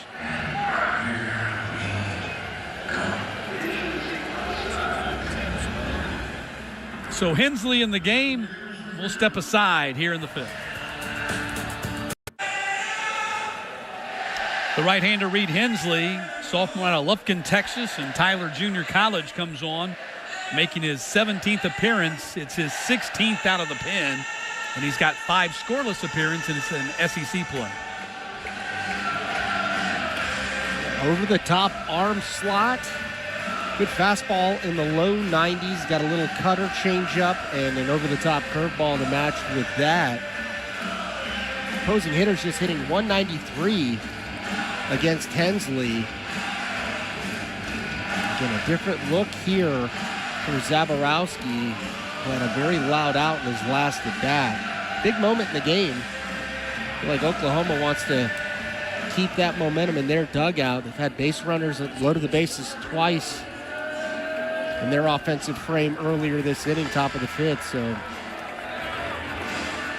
Crossland went 78 pitches over 4 innings, gave up 3 hits, 6 earned runs, 3 walks, 4 strikeouts. You can see the issue. He only gave up 3 hits, but he gave up 6 runs because he lacked control in that second inning. Yeah, the walks and mix in a hit batter as well. Zaborowski, first pitch to him is a ball 1. Hensley did pitch on Tuesday in their 5-3 loss against Oral Roberts. Gave up a run on 3 hits over 2 innings. Scoreless last weekend against Missouri.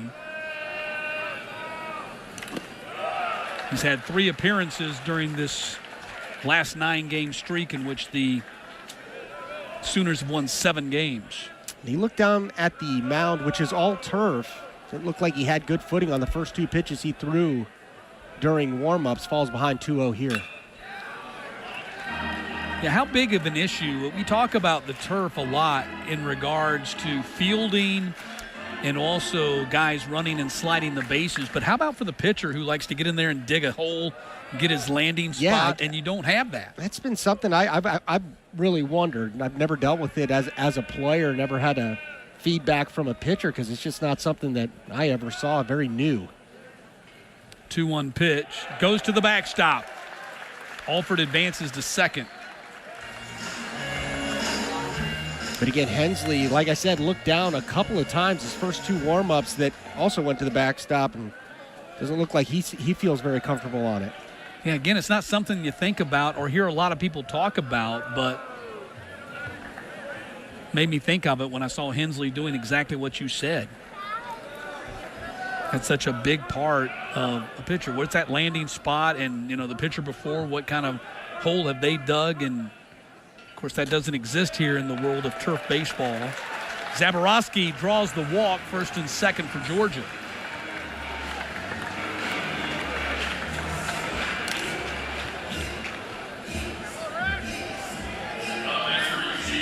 Things kind of changed here. You got Phelps, Obi, and then you got the lefty and Burnett, who's going to be seeing a righty for the first time, and again is the home run leader. It'll be interesting to see how Wes Johnson plays this. I don't imagine Phelps is going to bunt in this situation, but if he can have a good productive out and move these runners around, it really sets the inning up to possibly be a big one.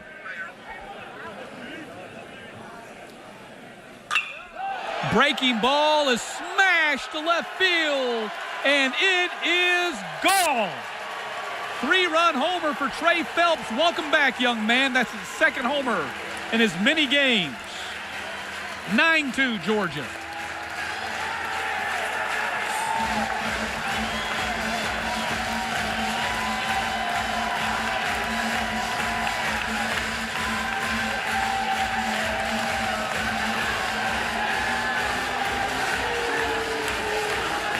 And Carmichael still upset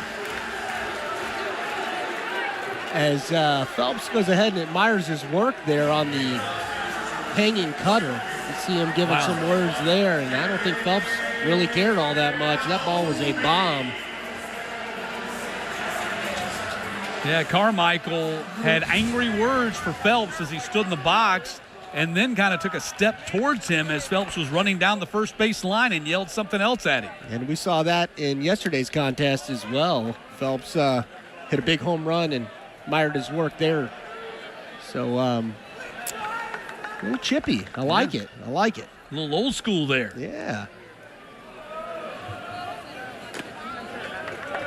Quite often you see in baseball, college and in the pros and in the majors, guys sitting there watching their fly ball, watching it go for the home run.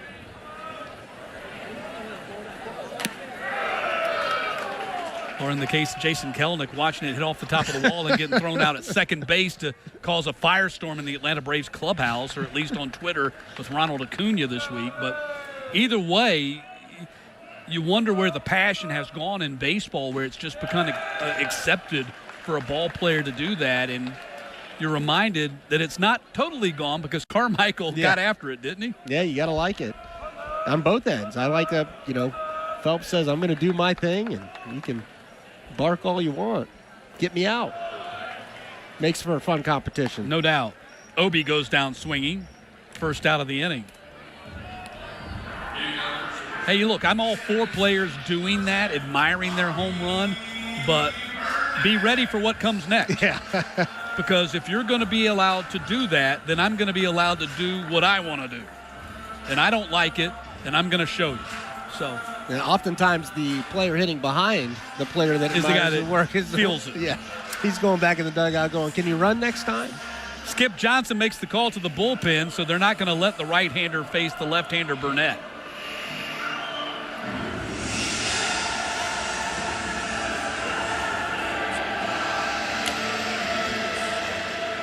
So bringing in a left-hander to face Robbie Burnett. It'll be Bo Sampson, 6'6", sophomore left-hander. 6'6", 229, sophomore left-hander Bo Sampson in the game. He's out of St. George, Utah. So another guy from Utah on this Oklahoma team. Crimson Cliffs High School. Sounds very scenic by way of Salt Lake Community College. Dan, you mentioned they're not going to let the righty face Burnett. I would imagine there's a good chance that Sampson's in here just to face Burnett in this situation. There's a little bit of activity still going on in that Oklahoma bullpen. Sampson has 3 scoreless appearances in the SEC, only 4 outs. So he hasn't pitched a whole lot. Fitting with his seeming role of a left-handed specialist, get the left-handed hitter.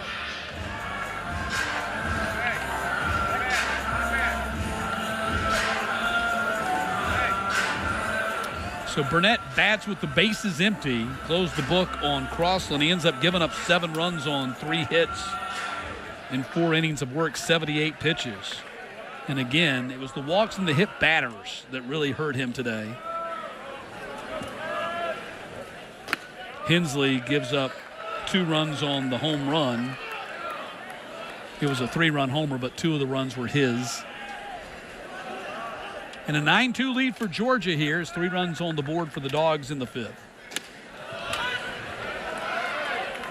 Nice little breaking ball right there. Had Burnett kind of frozen. And in this situation, one of those first 2 pitches have to be a strike when you're in that left-handed specialist type role. Line drive right into the glove of Branch. Out number 2.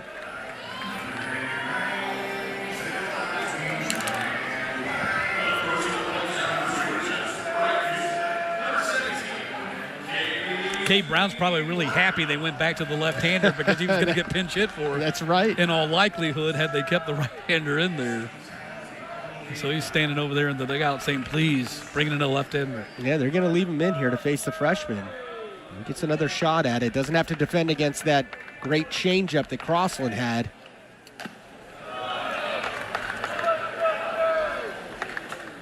.91 out of the zone, 1-0 to Cade Brown.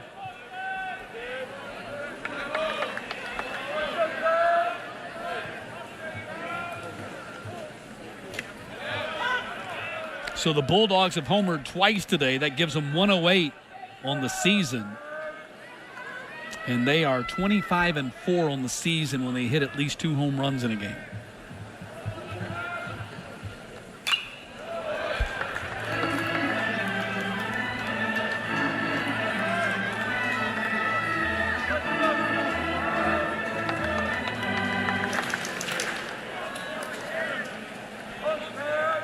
One ball, 2 strikes.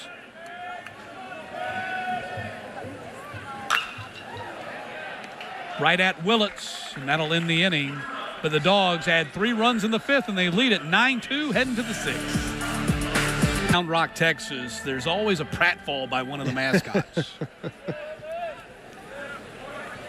that trips up the others, and the other one coasts to an easy victory.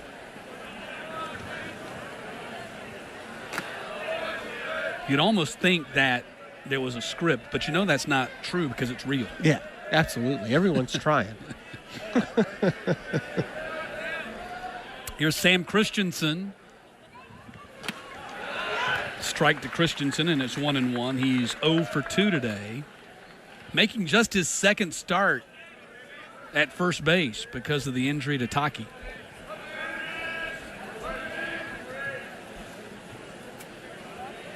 One to Christensen, missed high, 2-1.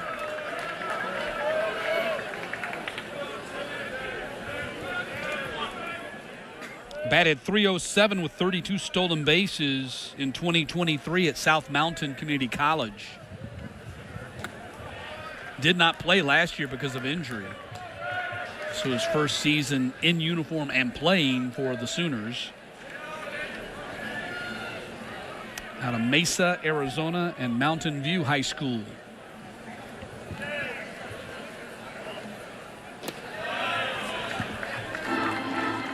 Five-pitch walk for Christensen.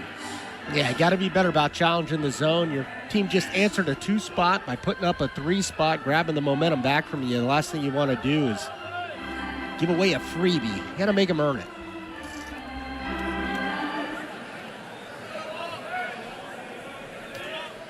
Jason Walk stands in there, singled his first time up back in the 5th, or his second time up back in the 5th, which was their first hit of the day. Tries to lay down a bunt right back to Radke. Underhand toss gets him. And they'll probably count that as a sacrifice, although I'm not sure that's what he intended to do right there. No, it down is 9-2. Scorer's discretion, but I think he was definitely trying to bunt for a hit. Interesting trying to take it with him. Usually you do that with a left hand. That would have been a perfect push bunt with a lefty falling off the third base side, but as it turns out, Radke just kind of fell right into that one, able to secure the out. Here's Kyle Branch. They did give him a sacrifice on that.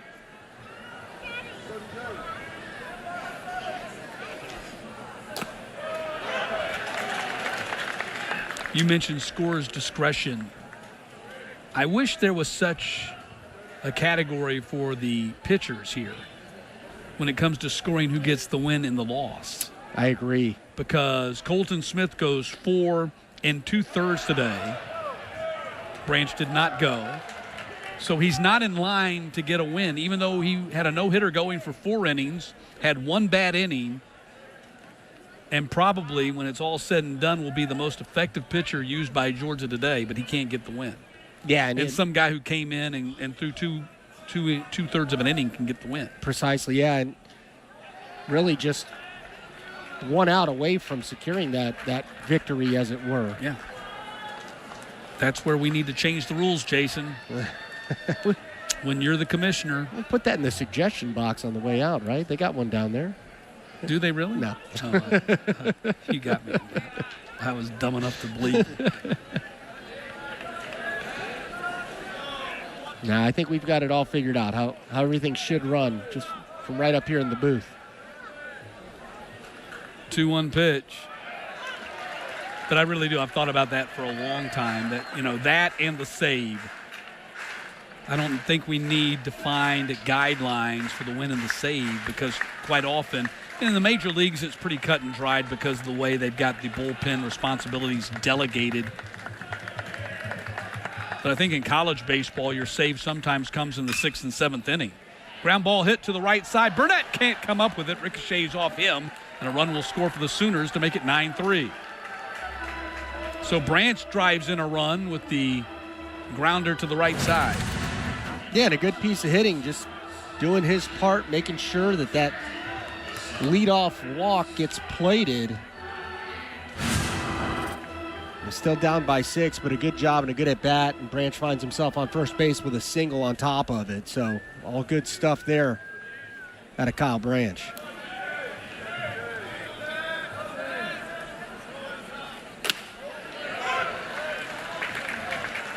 Harris at the plate singled his last time up, their second hit of the day. They have 4 total. So do Georgia only has 4 hits in this game, yet they lead at 9-3.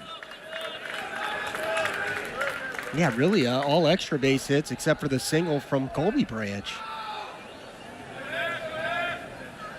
They've taken advantage of sandwiching those hits around walks and hit batters, especially in that 5-run second inning. Well, I think it goes to show you a little bit of what we were talking about, how Wes Johnson was talking about how offensively they've been venturing out of the zone, being a little bit more patient here and getting some guys on base for those home runs that they hit. Count now 1-2.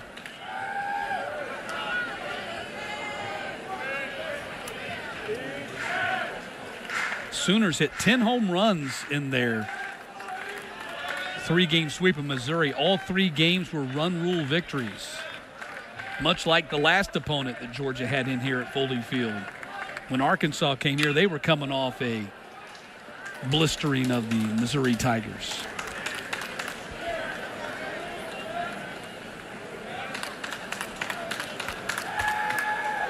Sooners do lead the SEC with 14 triples. They play in a really big ballpark, L. Dill Mitchell Park. I think it's 410 out in center field. Oof. I mean, that's bigger than most, deeper at least, than most major league parks. 410 to center field, got a kind of a corner area out there where it juts deep.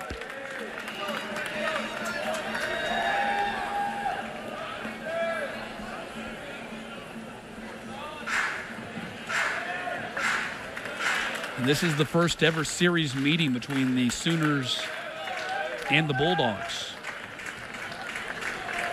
Never met in postseason play either. 1-2 pitch.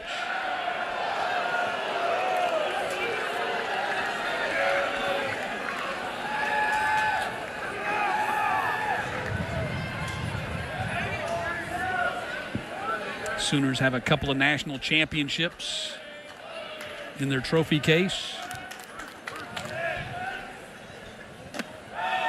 Georgia has the one in 1990. I bring that up because tomorrow is Letterman's Day, and they will celebrate the 35th anniversary of the 1990 national championship team here with the Georgia Bulldogs, the first SEC team ever to win the national championship. How things have changed over the last 35 years. Pitch inside, throw down, and that doesn't matter. It was a walk. It does. It does to those 2 guys standing at second base, though. It does, yeah, the Branch brothers.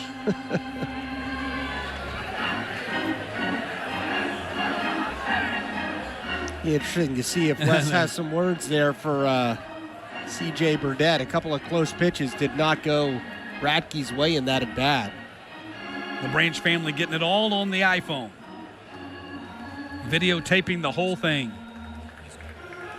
Okay. That's going to be it for Radke and Eric Hammonds coming in the game for Georgia.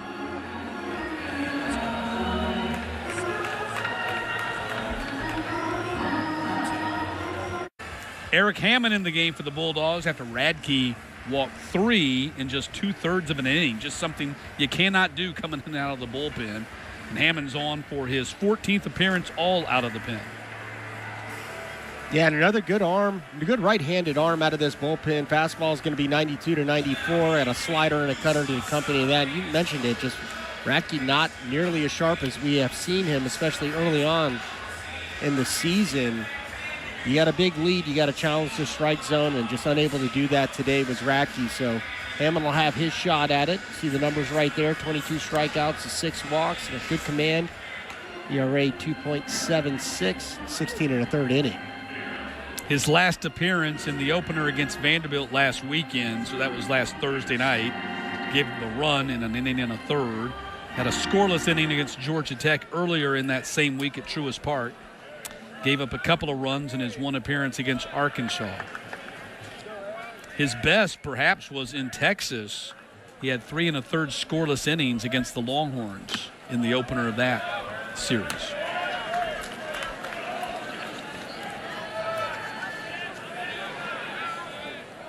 .6'4", 193, and he's a 4th-year junior.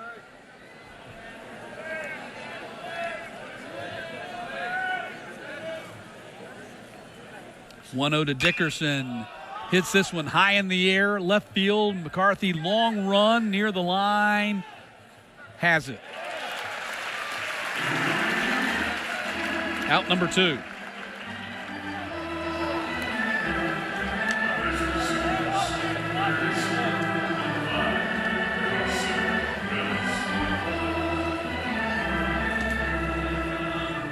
Dawson Willis steps to the plate. Knocked in the Sooners' first run back in the 5th.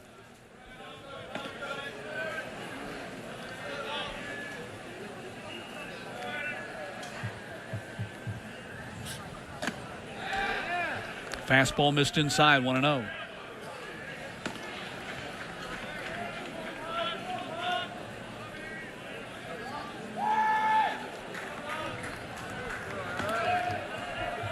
Branch at second.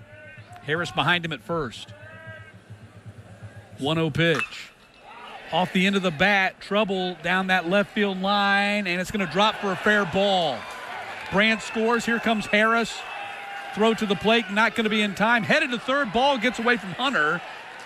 Hammond backing him up, so that's going to be a double going to third on the throw to the plate, and 2 runs score to make it 9-5.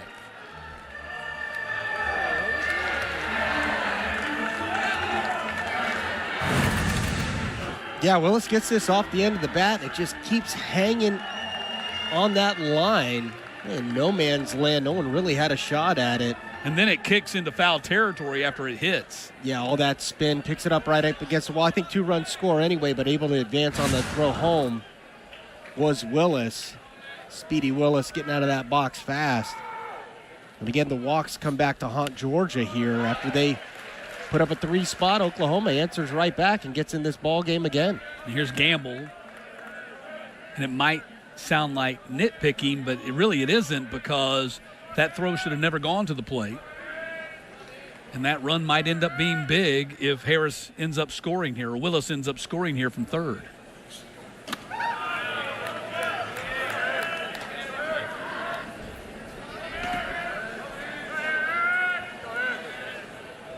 Gamble looking for his first hit of the day.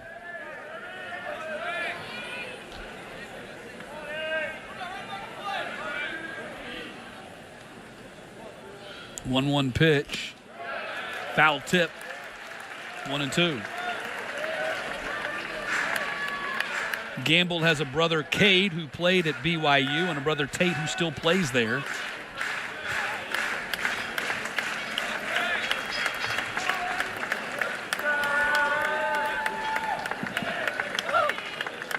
One-two pitch.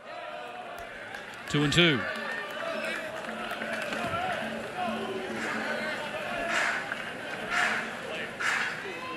Number 1 in the SEC with a .528 on-base percentage. Been on base once today in 3 plate appearances. Hit by pitch back in the 5th. 2-2. Missed inside. 3-2. Oklahoma does a really good job of drawing walks. And they are 24-4 when they draw at least 5 walks in a game. They're at 4 right now.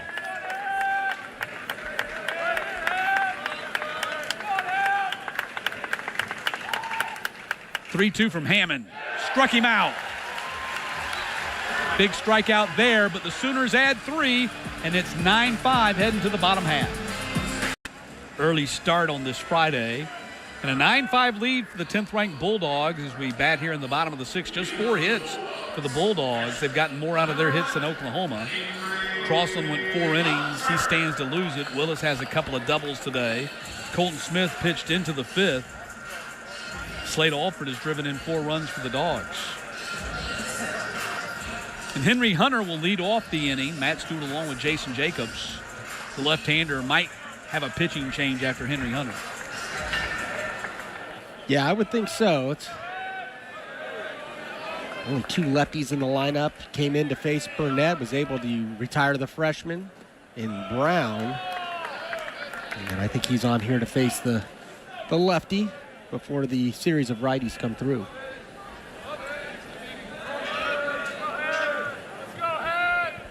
Here's the 1-0 from Sampson. And that's going to be into right field for a base hit.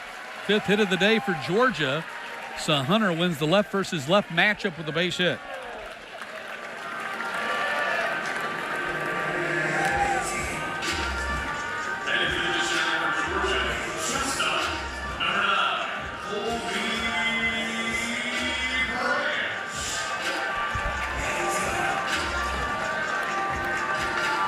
Carmichael steps out in front of the plate, keeps looking to the dugout because he's thinking the same thing we're thinking. But it doesn't look like they're going to make a pitching change here. No, looks like they're going to hang with him here. It's going to let Sampson pitch to Branch. Colby goes after the first pitch and skies it foul down the right field line.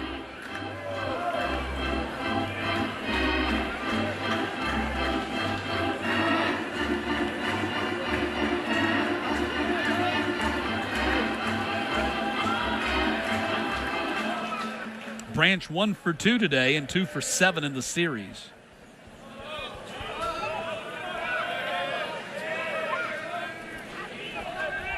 Oh, 1 bouncer on the infield. Willis goes to second, 1 Branch on to first. Double play as they turn the 5-4-3 double play and eliminate Colby Branch and Henry Hunter.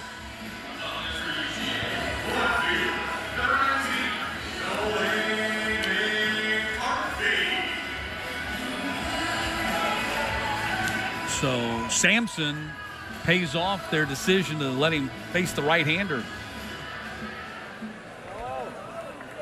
Here's McCarthy, 0 for 2. Did drive in a run when he was hit by a pitch with the bases loaded back in that 5-run second.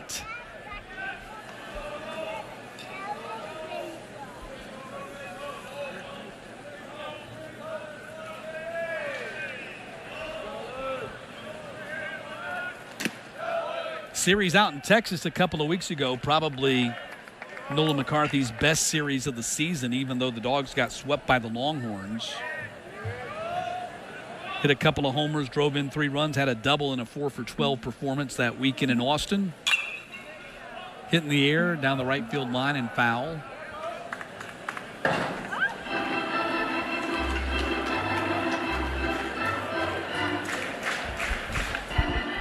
Oklahoma's got Ole Miss coming to town next weekend. That'll be a fun one in Norman. Rematch of the 2022 College World Series National Championship Finals, which the Rebels won. 2-1 in there for a strike. And Oklahoma will close out the SEC regular season against the Texas Longhorns. That'll be another fun one. Big 12 matchup in the new SEC.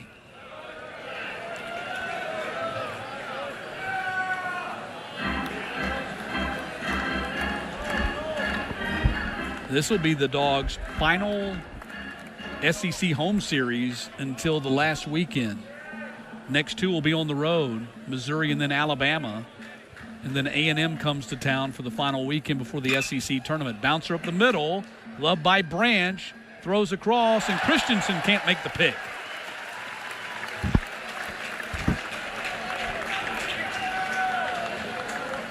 Didn't look like Kyle Branch got a strong throw on that. We'll see how they score that.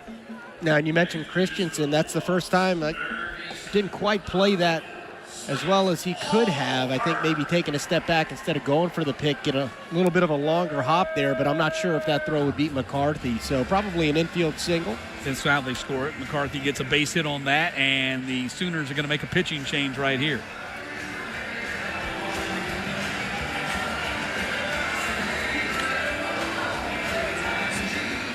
So bringing in a fresh arm to face Alford.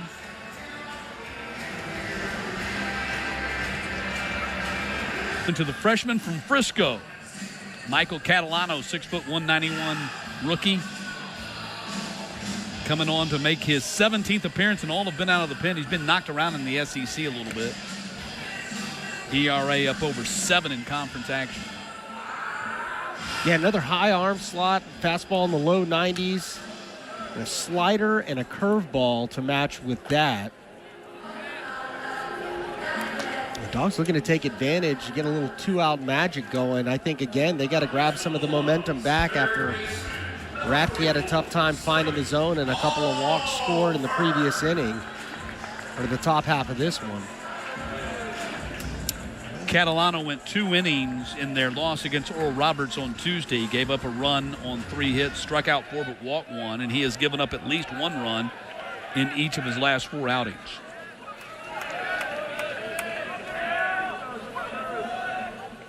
Slade Alford, who's driven in 4 of the Dogs' 9 runs today.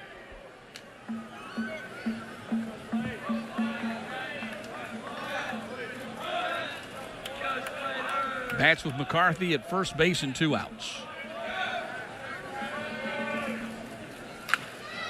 Alford swinging for the fences right there. I thought he had an epic at-bat, even though he ended up striking out the end of the game last night. I thought his final plate appearance against Crooks in the 9th inning was epic. I thought so too. 9-10 pitches. Just kept fouling off pitches. Nearly missed a home run, hit it off the top of the baseball building down the left field line. McCarthy back in. And I think this part of the lineup, I think if you're McCarthy, you want to make sure you get back in safely, know where to really go. With Alford and Zaborowski, you're already in scoring position.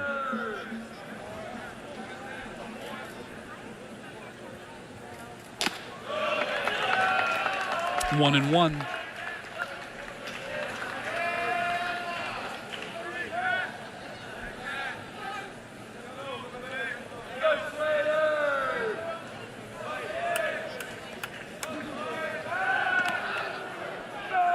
This game moved up 5 hours, so if you're just now realizing that Georgia's playing, the game was scheduled for 6 o'clock.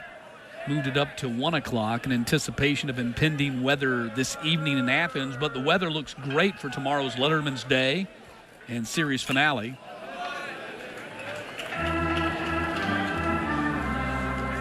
You also have the Twilight Criterium in town here in Athens this weekend, which is always a big deal every year. Cyclists from all over the world. Yeah, it's an exciting race. Racing through Athens.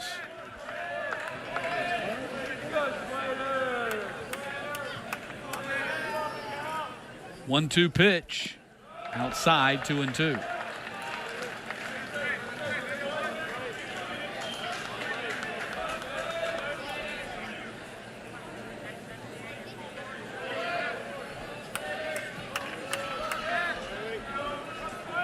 McCarthy down at first with 2 down in the inning. Throw over again.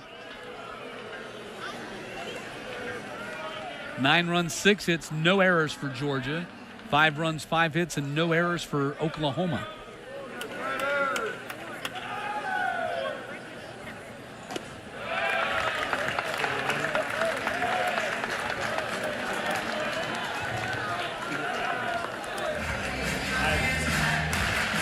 We mentioned Letterman's Day and the 35th anniversary of the Georgia 1990 National Championship. It's been 31 years since Oklahoma won their second of 2, beat Georgia Tech in Omaha. 3-2 pitch. That's the only time that Georgia Tech's gotten to the national championship game in their history. And that was Danny Hall's first year, and this will be Danny Hall's last year this year. That was a team of Nomar Garcia-Parra, Jason Varitek, Jay Payton. They had 3 major leaguers in the starting lineup for Georgia Tech that year. That was 4 years after Georgia won their national championship in 1990. So Alford aboard, 2 aboard now for Zaborowski.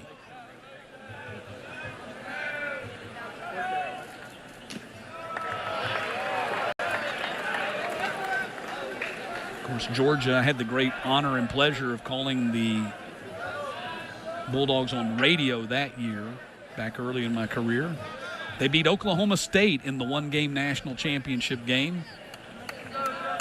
J.P. Stewart, who was the bullpen catcher for that Georgia team, was down on the field prior to the game, had a good time visiting with him. A lot of the stars from that 1990 national championship team will be back tomorrow. Patricia Reben, the wife of Mike Reben, who was the most outstanding player in that College World Series. He passed away a couple of years ago. She'll be here representing her husband. Ball hit down the line in right field, and Harris has it for out number 3. The Dogs strand 2. We'll head to the 7th, 9-5 Georgia. It's really good. That is really That good. looks like that was professionally done. Yeah. I'm with you. My sign would have looked kind of like that. Ain't no love. Yeah, wins. mine would be smeary, like some ketchup stains on it or something. Couple of misspellings. Yeah, no doubt. Scratched out. Yeah, but there's, I don't know what they got. There's a nice little prize going to the banner winner.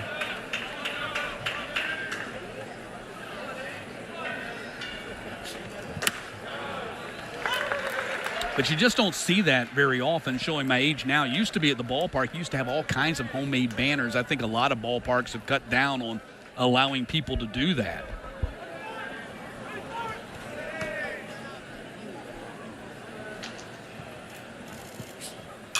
But I believe as a kid, my older brother, he was 9 years older than me, so he took me to a lot of games. Yeah. I remember us, getting an old bed sheet and making ragtag banner, hanging it from the upper deck where we would no doubt be sitting in the Bob Uecker seats. It's all we could afford. 1-2 pitch to Willits, outside, 2-2. Still looking for his first base hit of the day. He's walked a couple of times.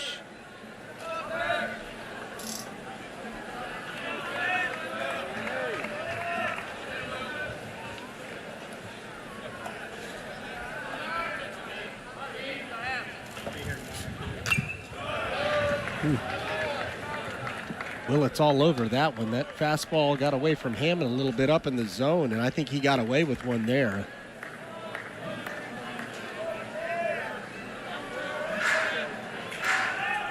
Have you ever wondered what college baseball would be if they ever went to a summer schedule? No, that'd be interesting. I think it would really help some of those northern teams be a little more competitive in the recruiting, on the recruiting front. 2-2 pitch, ball hit in the air. Yeah, I think it would do well in a town like Athens. I mean, basically, it would be Athens' minor league team. I think, Yeah. And I think in a lot of towns it would be like that. No, you get that with the summer ball leagues that they have. Yeah. Obviously, the Cape Cod League is fantastic and does, kind of brings the whole Cape out. It's really quite an enjoyable environment. But I agree, if they push the season back a little bit more and got out maybe in March, played into June. I mean, this has been a topic of discussion for as long as I've been covering college baseball, which is forever. And Willits gets hit by the pitch. So he's aboard to start the 7th. So no topic new there, no breaking news there, nothing imminent. But if they would, instead of starting in mid-February, start mid-March, back it up a month, right? Yeah, I mean, I'd be all for it. So the College World Series, the playoffs, the tournament, and the College World Series would be played in the month of July. And basically you'd wrap up the College World Series into July, start of August, and that's when football starts up. So Perfect. we can cover all the months of the year. Another free pass coming from this Georgia bullpen. Got to defend that lead and make them earn everything. Oklahoma doing a good job. Willis, that was a great at bat, spoiled some pitches.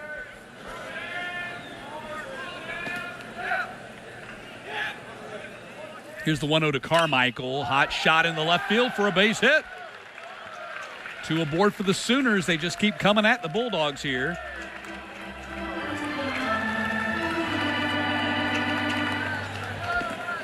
And again, the biggest power threat. Carmichael's going to be coming to the plate, or excuse me, Christensen. Got my batters mixed up there, but still not not a point you want to be in. Multiple guys on, getting that tie and run closer to the plate this early.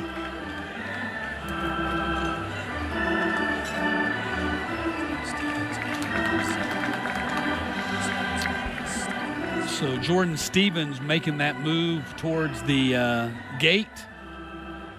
And he's going to be the next guy in. Change for Georgia, 2 aboard for the Sooners here in the 7th. Dawn for his 15th appearance, all of them out of the pen, and his 6th appearance in SEC games. Yeah, Georgia's just still looking for that one guy to come in here and throw strikes and lock it down, right? Yeah, you just feel like there's some inconsistency. A guy will have a good outing and then he'll have a bad one. And again, it's all around that free pass. Stevens here, big-time arm in the upper 90s, touched 100 a few times, got a slider and a cutter to go with that, but it's all based on the fastball. He's going to come right at you and challenge you with it. You know, you just hope it's in the zone in these scenarios, but yeah, you mentioned it, just looking for some consistency coming out of that bullpen. A go-to guy of sorts. They had that early on with a couple of guys that really in Colton Smith.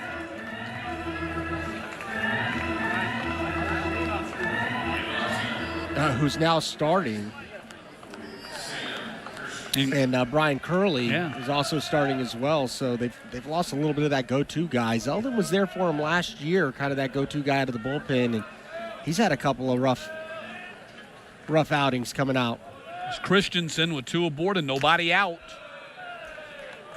I mean, Colton Smith went 4 2/3 and gave up 3 hits and 1 walk in 73 pitches.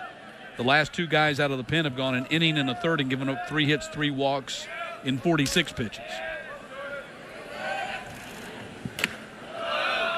Yeah, it took 4 innings for Oklahoma to send 13 batters to the plate. And in the last 3 innings, they've sent 18. So. Yeah. 2-0 pitch. Now it's 3-0.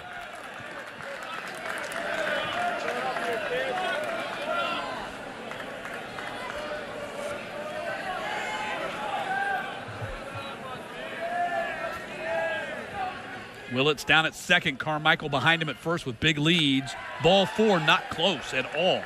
Bases loaded.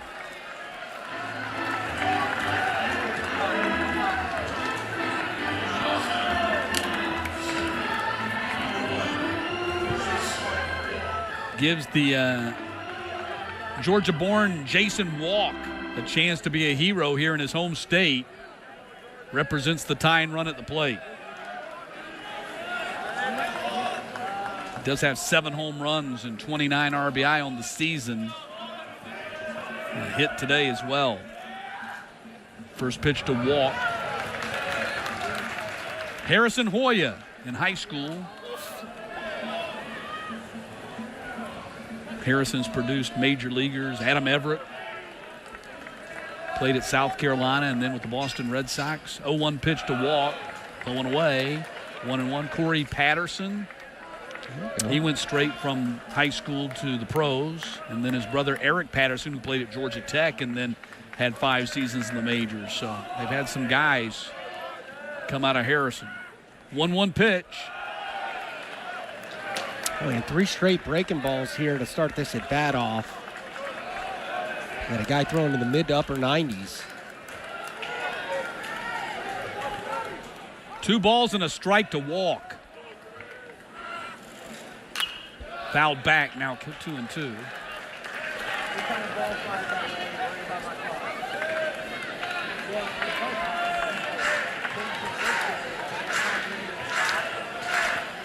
Oklahoma on the verge of really being right back in this game. Down 9-5, but bases loaded, nobody out, top of the 7th. 2-2 to Walk, off the hands and fouled out of play. 95 on those last 2 fastballs from Stevens.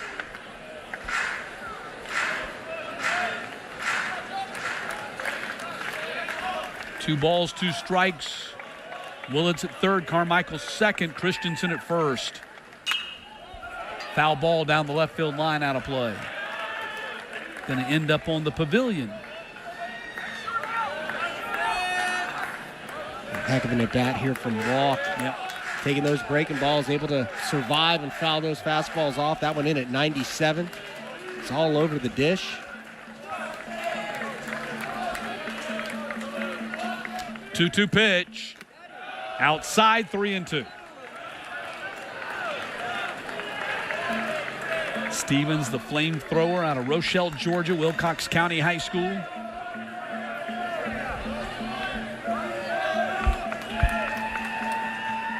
Three-two pitch. Hot shot to the second baseman. Burnett goes to second. Branch on to first. Not in time. Run scores. They cut down the middle runner, and now it's 9-6.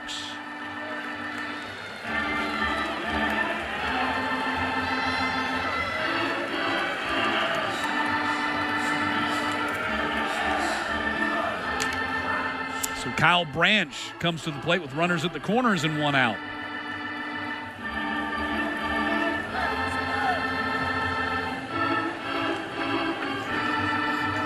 We are family. Real quick, the artist, do you know?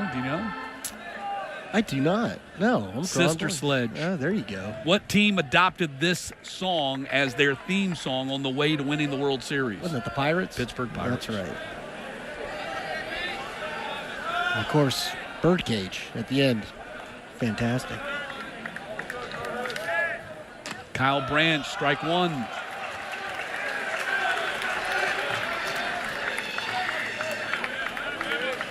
Those are the Pittsburgh Pirates, Willie Stargell, Dave Parker. Got to think Walk's going to try and take second base at some point.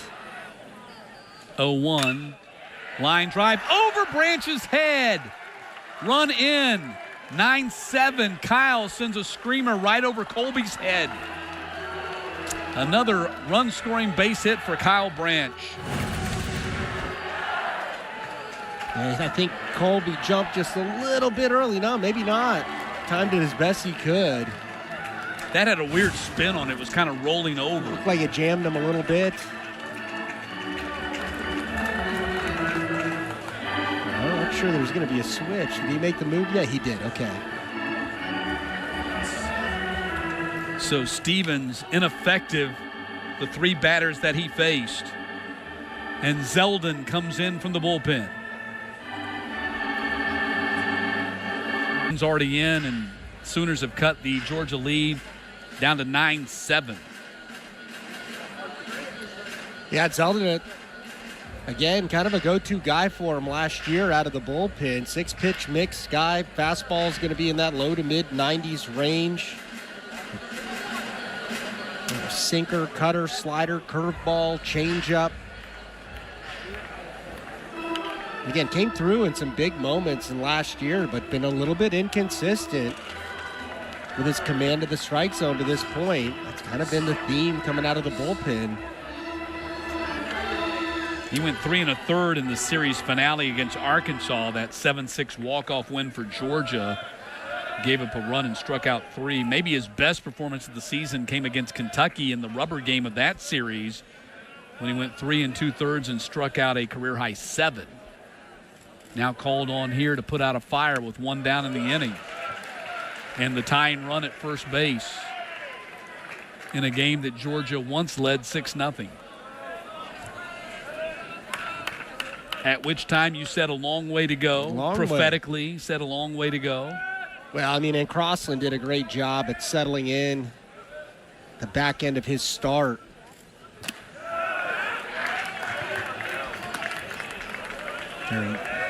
Came very close to hitting Harris right there. Yanked that fastball, did Zeldin. Harris has been on base his last 2 times up, singled in the 5th and walked in the 6th. Not close.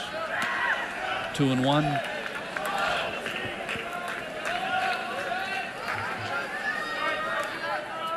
Kyle Branch at first base. Jason Walk at second.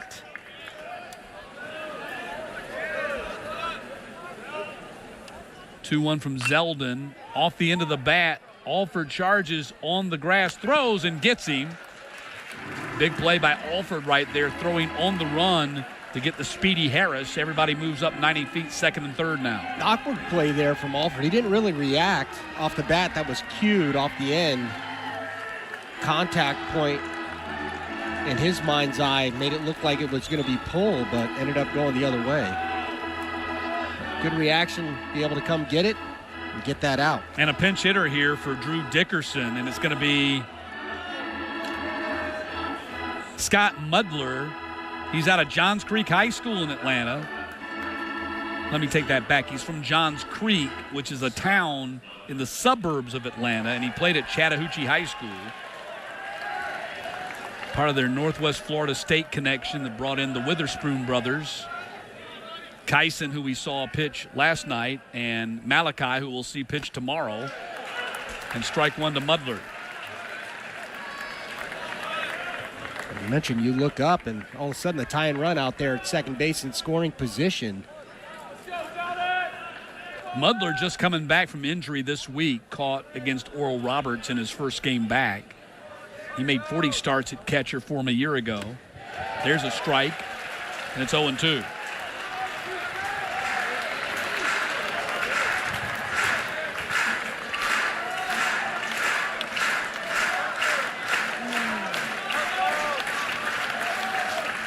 Zeldin a strike away from putting out the fire, at least for now. 0-2. Ball one.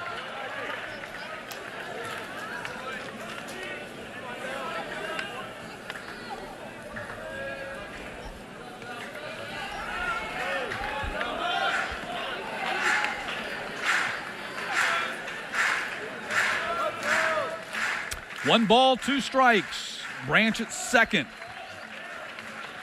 Walk in front of him at third. 1-2 pitch. Called strike three. Zeldin gets the strikeout to keep the lead at 2. Time for the 7th inning stretch. Tom back in the 5th inning. Big reason why the Dogs are still out in front here today. 9-7. He'll be leading off the bottom of the 7th. Yeah, and you mentioned a huge home run. Answered back after Oklahoma had put some pressure on him in the top half of that inning. He got back there, got 3 runs back with that one swing of the bat. So Phelps looking to ignite that fire again as Oklahoma has clawed its way all the way back, got the tying run to second base in the top half of this inning after being down 6-0 in the second. Good to see him back, 3 for 7. Couple of homers, a double, 4 RBI in the series. He had been 2 for his previous 23 when the series started since returning from that hamstring injury. Ball one to Phelps.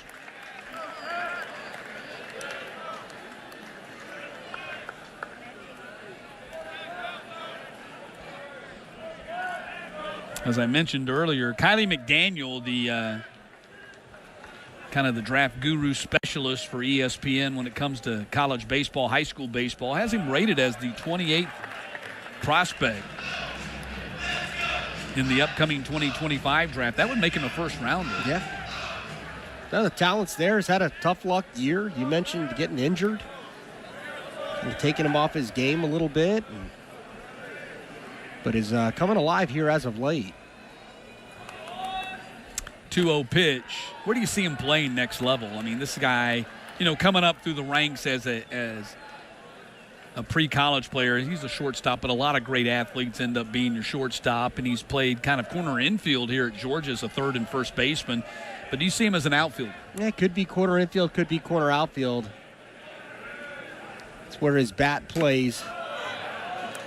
He's done a good job at first base in the starts that he's gotten here at Georgia. Haven't seen too many. Last year got a few starts there at third, but Slade Alford's kind of had that locked down this year.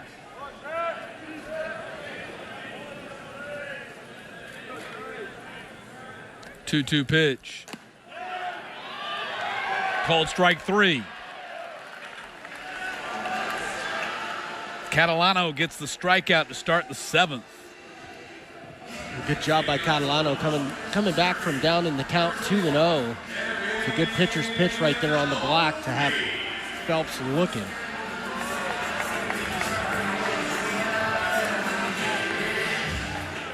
Devin Obie at the plate.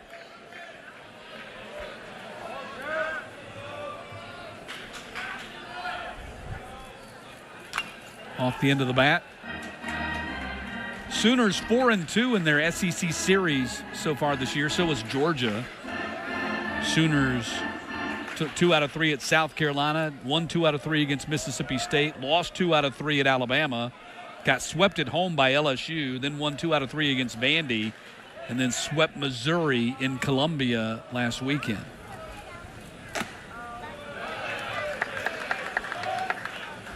One ball, one strike.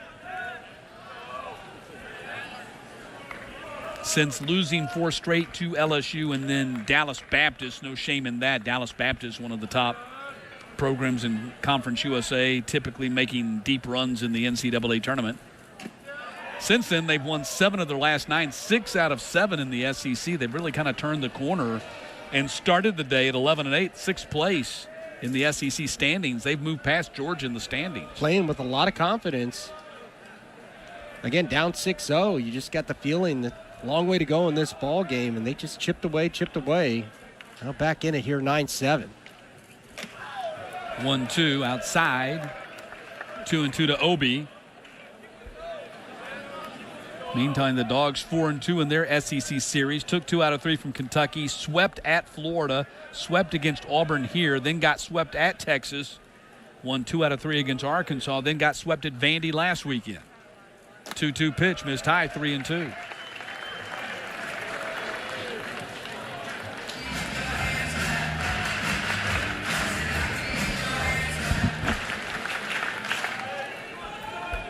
And Georgia's now 10-9 in the conference. They're tied for 8th with Alabama after being in a 4-way tie for first place. Seems like just a couple of weeks ago. Yeah. 3-2 pitch. Got him. Struck him out. Foul tip into the mitt of Carmichael. Yeah, went back to the slider here. Obie missed it earlier in the at-bat. Again, kind of expanding the strike zone. I feel like that pitch is maybe ball 4. I think, yeah, they're going to go to the lefty in Barfield, who's been warming up down in the bullpen to face Burnett. 2 of the next 3 batters being left-handed. Seems to me that Oklahoma, they've been able to make the pitching changes on their terms, whereas Georgia hasn't necessarily had to make their pitching changes on their terms. They've had to go out and make pitching changes rather than making pitching changes to make the matchup work. No, I agree with you. I think Georgia just struggling a little bit more out of their bullpen to throw strikes, whereas Oklahoma have been able to make those pitches, giving up some hits, giving up some runs, but not really the self-inflicted wounds you've seen out of the Georgia bullpen. So back to the bullpen for the Sooners here in the 7th. Freshman left-hander Jaden Barfield on the pitch out of Pearland, Texas High School. Barfield making his 14th appearance, 13th out of the pen, and his 6th appearance in conference action. 5th appearance in conference action. Yeah, the lefty obviously in to face Burnett. Fastball, 87 to 90. Have a cutter and a slider to go with that. And probably in similarly to Sampson to face Burnett.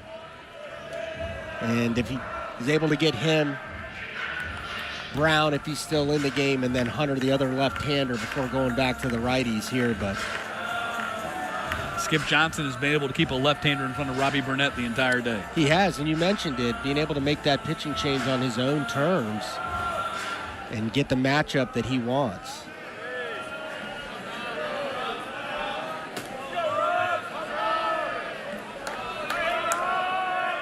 So bases empty for Burnett here in the 7th. And ball 1.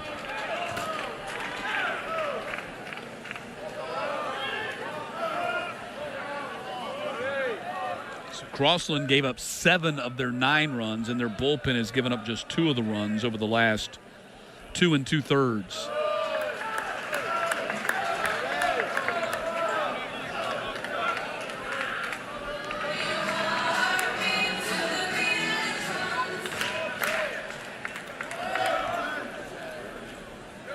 2 balls, no strikes.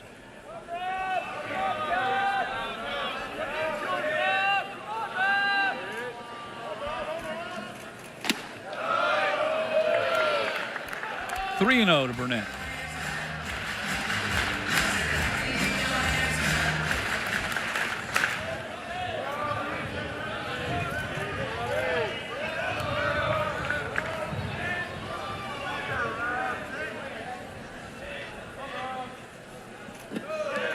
Barfield walks him on 4 pitches.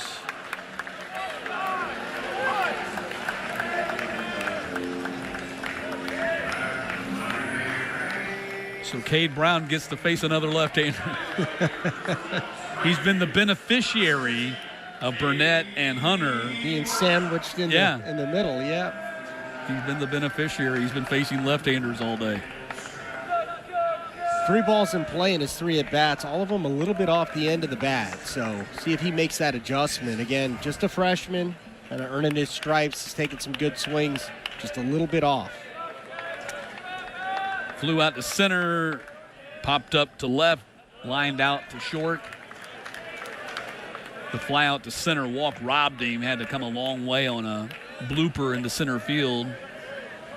On some days that would drop for a base hit, but not today. 0-1 from Barfield, foul back. Dogs and Sooners again tomorrow, wrapping up the series at noon on SEC Network. Will it be a rubber game? Dogs lead this one 9-7, been holding on for dear life as the Sooners have put up crooked numbers now in 3 consecutive innings. 0-2 pitch outside. Dogs did most of their damage in the second with 5 runs, and then the 3-run homer by Phelps in the 5th.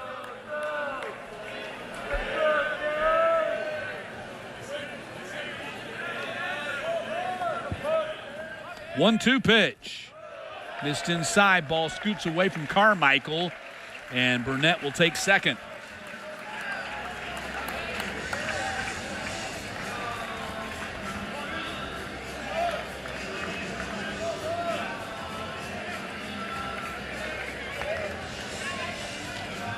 You see the earpieces that Carmichael's got coming out of his ear. All catchers have that. How would you have done with that?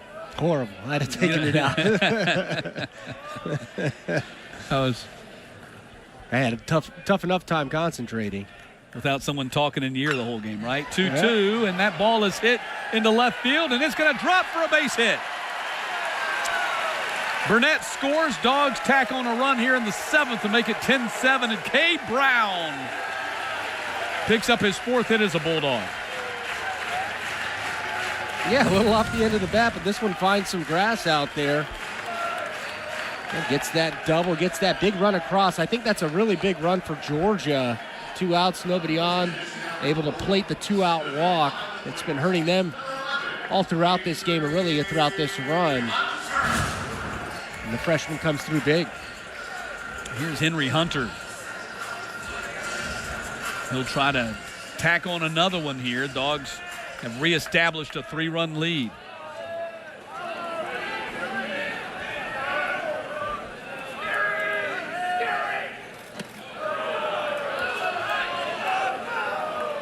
Did not go. All kinds of room on the left side of that infield as Willits is playing the right field side of second base. Spin move back as Willits tried to sneak in the back door. It's a good idea. Maybe catch the freshman sleeping a little bit, getting off there nonchalantly, but heads up, Cade Brown gets back. 1 ball, no strikes to Hunter.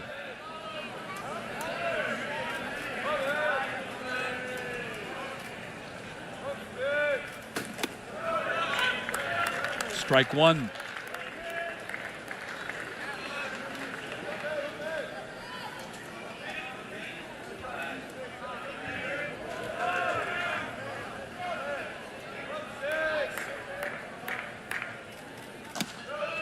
Ball 2.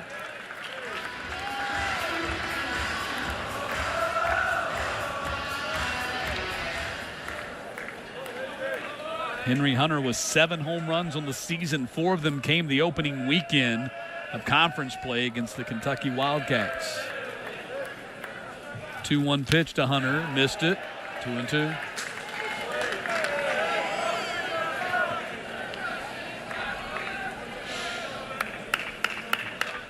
Cade Brown down at second with a bloop double down the left field line. That was more than a bloop, but it was off the end of the bat double. 2-2. Hit foul. Too deep to call that a bloop. Yeah, not really a bloop, just perfectly placed. Yep. Maybe if he's able to back it up just a little bit more and get it off the fat part of that bat, might leave the yard, but ends up just the RBI double, big 2-out RBI double.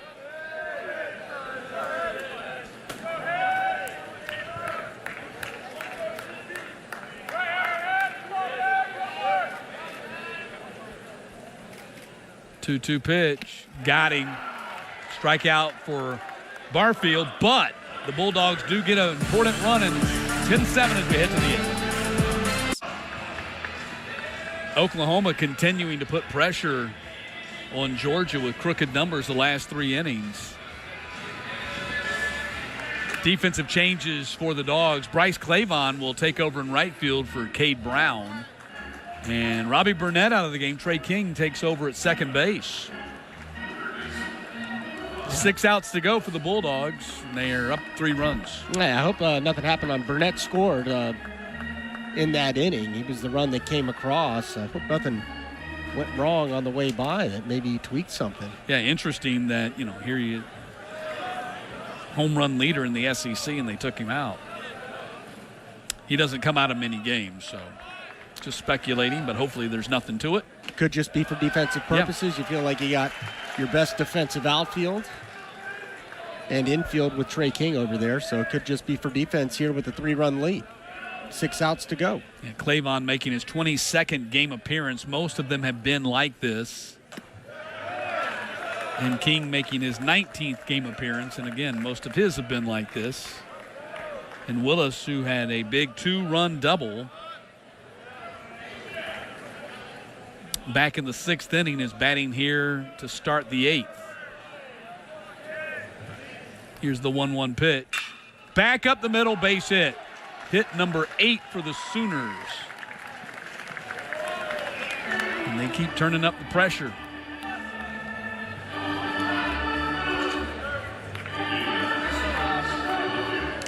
So that shows you just how big that run was for Georgia in the bottom of the 7th, because otherwise you got the tying run coming to the plate right here. Yeah, just ratcheting up that pressure. Base runners on. Ever since Colton Smith, they've had base runners on. Yeah, did not get a hit through the first 4 innings. Yeah, just the 1 base run in the first 4 and pretty much loaded the bases twice in the 5th. So they got 7 runs, 8 hits in the last 3 innings. Yeah. Last 3+ innings. Gamble been on base once today. Heading the count 2-0. Yeah, but that speed, you get the little bit of division of mindset. Other than a couple of big misses there, maybe trying to speed up to the plate. You got a 3-run lead. You don't want to give him second base, but it's more important to focus on that batter at this point in the ballgame. 2-0 pitch, tap foul.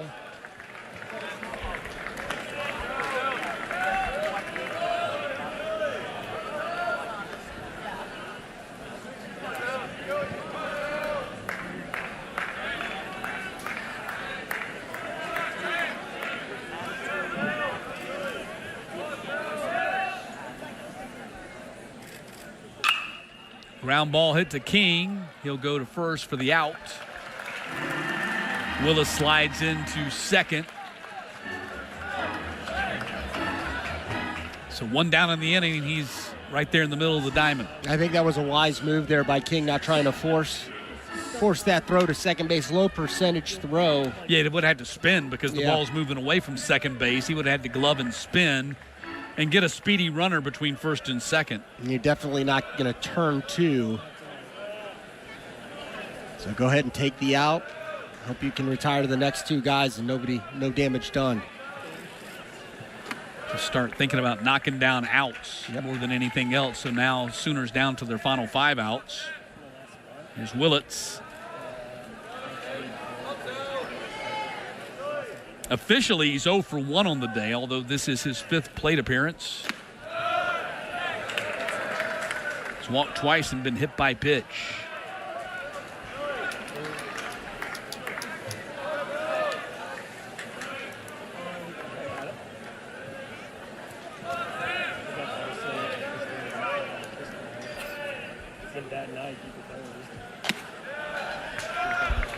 Pitch missed outside, 3-0, and a visit from Henry Hunter. You know, earlier we were talking about Willits, comes from the baseball family. His dad, Reggie, the associate head coach here at Oklahoma, and he's got a little brother, Eli.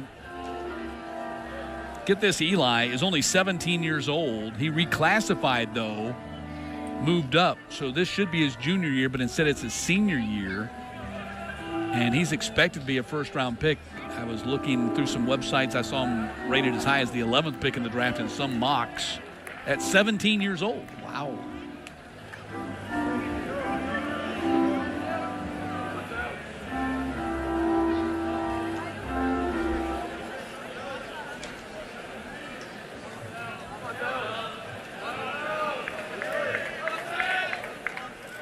.30 pitch. Another walk. First and second for the Sooners, and now they bring the tying run to the plate. It's Easton Carmichael. They keep getting this guy to the plate with guys on base, they right? Sure do. Well, eastbound and down. Yeah.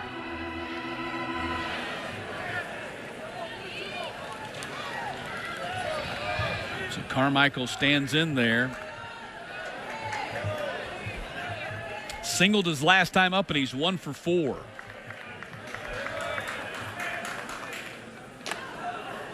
Breaking ball didn't break. 1-0. Came to the plate with the bases loaded in the 5th and flew out to center for the final out.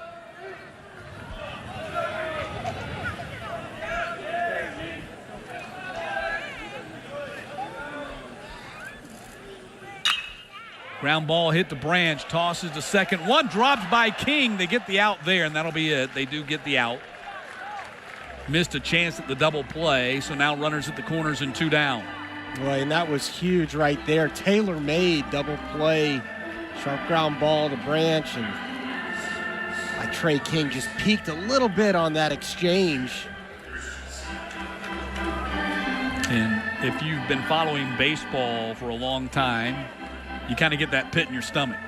A little bit. Because you know when things like that happen, they usually come back and haunt you. Yeah, just got to reset on all ends, really, on the mound most importantly, and just bear down one pitch at a time, act like nothing's different. When you give a team an extra out. And here's Christensen.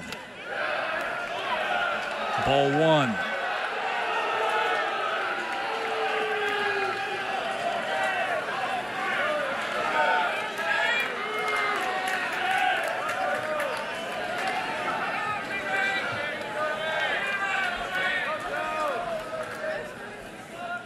.1-0 pitch.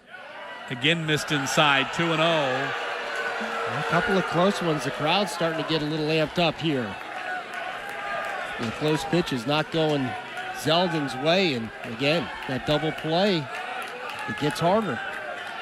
That missed double play, that is. 2-0 pitch. Inside, ball bounces away, it hit him. So, dead ball, bases loaded. Yeah, now the tying run is on, and like you said, that pit in your stomach. Every time, I mean, you give a team an extra out, you're very fortunate if it doesn't come back and bite you. Yeah. Jason Walk right here, clutch single. A couple at bats ago back in the 5th.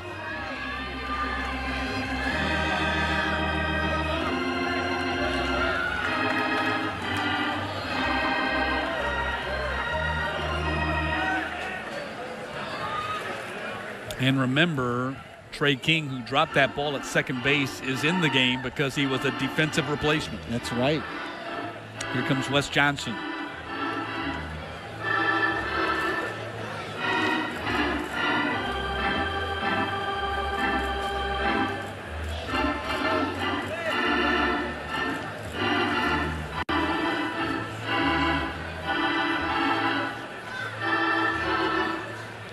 to give Jason Walk, young man who was one of the top prospects in the state of Georgia a couple of years ago, coming out of Harrison High School in Atlanta, a chance to step up here against the home state team and deliver.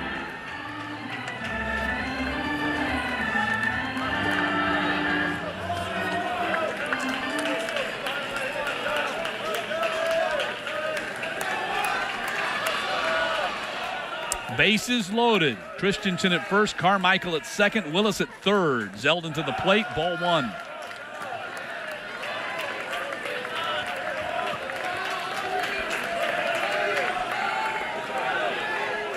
Walk 1 for 3.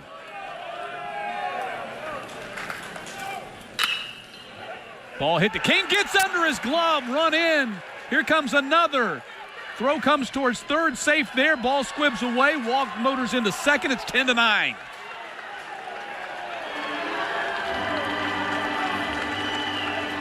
Looked like the ball did not take the anticipated hop that King thought it was going to take. I think he just misplayed it.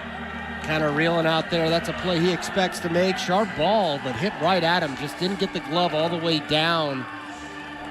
And a couple of miscues there from Trey King. Now the tie and run at third.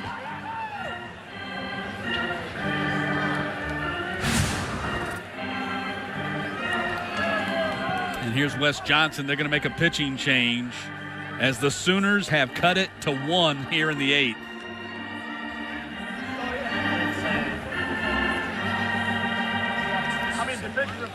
They score that a single and 2 RBI for Walk. And Zach Harris will be the new pitcher for the Dogs and facing Kyle Branch when we return. Welcome to the one and only Oklahoma, where world-class scholars and scientists are connecting to protect the one world, one planet that connects us all. Rhodes Scholars? Check. Largest research engine in the state? Check. The next generation realizing a new American dream? Okay. Actually, it's better than okay. It's OKLAHOMA. It's the one university where one OU family makes up the one and only Oklahoma. Financial system updated.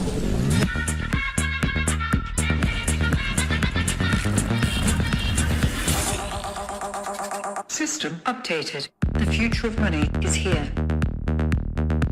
To be the best, you have to train the best.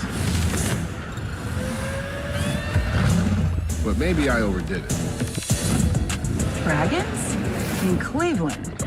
Guys, cut it out. Donovan, you're on fire. Thanks, Jeff. Oh, no, you're actually on fire. Oh. Come on, guys. My bad. So Zach Harris comes in here, sticky situation.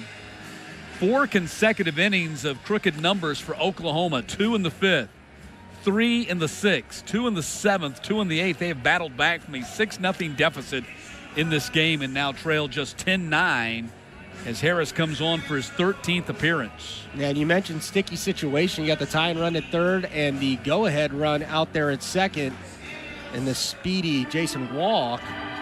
So a single right here, and Oklahoma's going to claw their way all the way back and take the lead. Zach Harris on, though, to try and prevent that. 92-94 on that fastball. Hard sinker, slider, and a changeup. The ground ball guy. Just looking for somebody to throw some strikes out of that bullpen. Mentioned a couple of the defensive miscues there by Trey King, but you mix in a walk and a hit by pitch from Zeldin, and that's compounded the situation. Kyle Branch has 4 hits in the series going up against his big brother Colby. Stands in there with a chance to really deliver this time. Strike 1. A couple of singles in his last 2 at-bats and an RBI from each of those singles.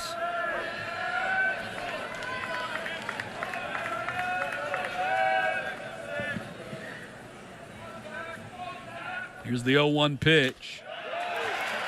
Strike 2.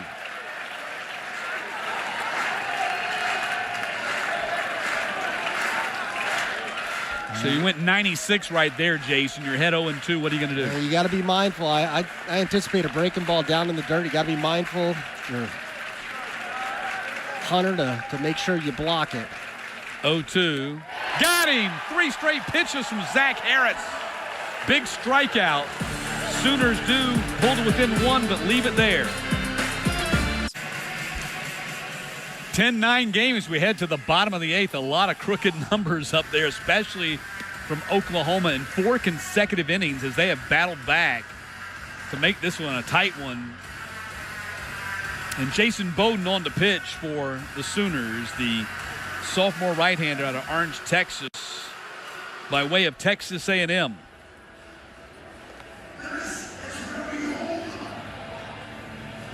Making his 21st appearance, 2-1, ERA over 5. But a good strikeout to walk ratio as he comes in here to pitch. And this will be his 11th appearance in conference play. He's 1-1, a 2.03 ERA in conference play.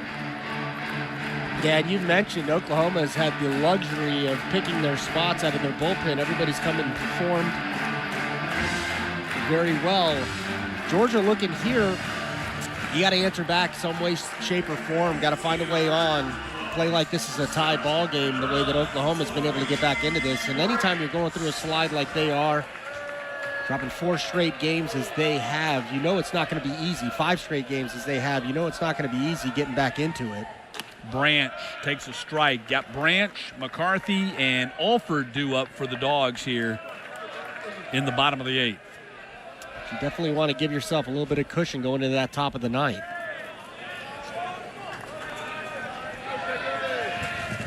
Oh, 1 pitch. Outside 1-1 to Branch. Branch had an RBI single back in the 2nd, then struck out in the 4th and hit into a 5-4-3 double play in the 6th.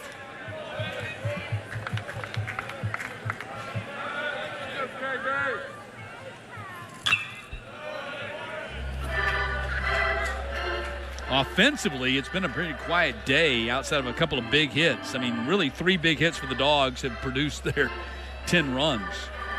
Homer from Alford, 3-run homer from Phelps, 3-run double from Alford. Those were the really big hits today. Also had an RBI double from Cade Brown that kind of just dropped into no man's land down the left field line. How big does that look right now? Big. 2 outs, nobody on. Yeah, really big. Burnett draws the walk, and the freshman comes through.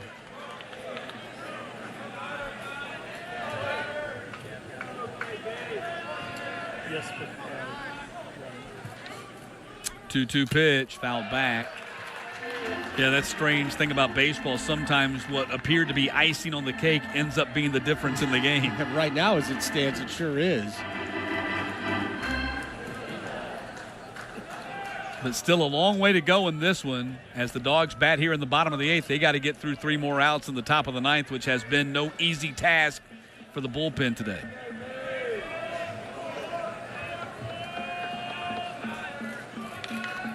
The 2-2 fouled back again.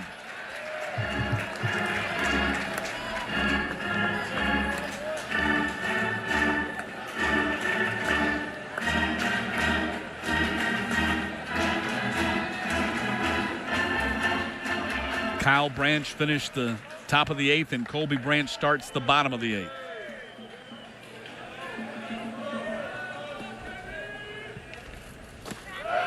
Struck him out. Bowden gets the K. 1 down here in the 8th. Hard slider of sorts. Bottom drops out of that. Fastball's at 95. That pitch right there, 90 miles an hour. So not a whole lot off from that fastball, just a lot of action late.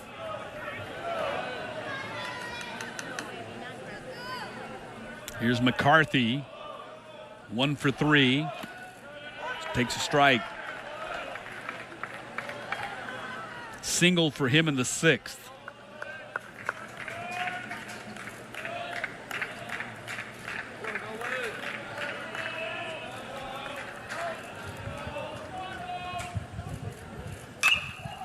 Strikes that one well to right field. Harris, though, in front of the track, circles back in and has it for out number 2.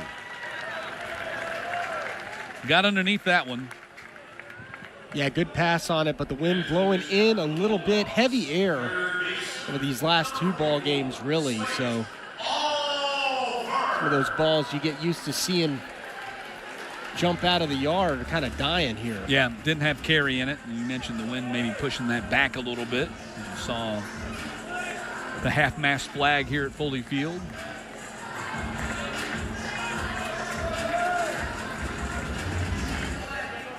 Here's Alford. Started the game with a bang. Homer in the first and a 3-run double in the second. Then he's walked his other 2 times here at the plate today.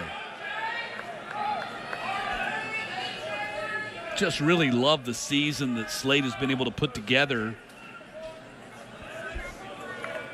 He's already got 4 more walks this year than he had all of last year. And we're only at game number 45. Strikes this one well, right at the center fielder walk. Out number 3, 3 up, 3 down go the Dogs. Heading to the 9th. Got a tight ball game in Athens. Clawed their way back in, had the tying run, go-ahead run. Tying run at third, go-ahead run at second base. Before Zach Harris was able to close the door and get out of that jam. Right back to Harris off the bat of Harris. Harris gets Harris for out number 1. And that's huge right there, getting that leadoff out, inches away from being a leadoff single.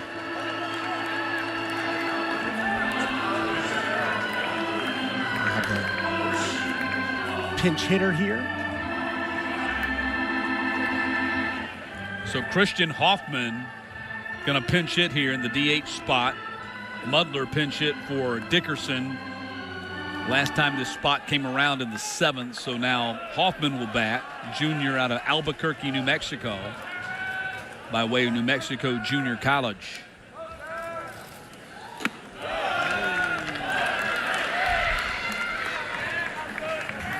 Hoffman on the season 167. Limited sample size, that means he's 1 for 6. So just his 7th potential at-bat here. 1-0 missed inside, 2-0.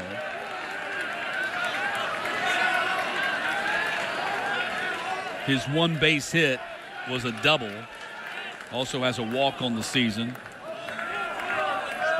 And he's 0 for 4 in conference play. 2-0 from Harris.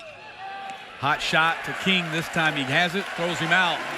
2 down in the 9th. Sooners down to their final out. Brings Dawson Willis to the plate. 3 for 4 out of the 9 spot today. And he's driven in 3 runs. RBI single in the 5th, 2-run double in the 6th, another single in the 8th. Got to keep things going for the Sooners here. And he does with his 4th hit of the day into left field. How about a 4-hit day for the number 9 hitter? And the tying runs at first base. Tying run on, winning run to the plate and Gamble. How about that? 97-mile-an-hour fastball with action in on the hands, able to pull his hands inside that and find some room on the left side.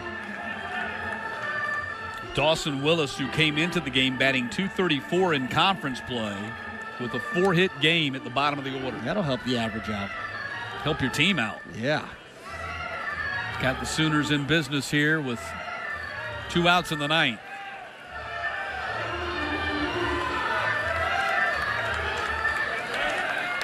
And Gamble steps to the plate. Gamble's their top hitter. Started the day at .345 with 3 homers and 20 RBI, and he's gone 0 for 4 and been on base once. Outfield playing no doubles. So Speedy Willis can definitely score anything in the gap. Gamble can fly too, swings and misses. He's lost 12 points off his average today. And he's behind in the count 0-1.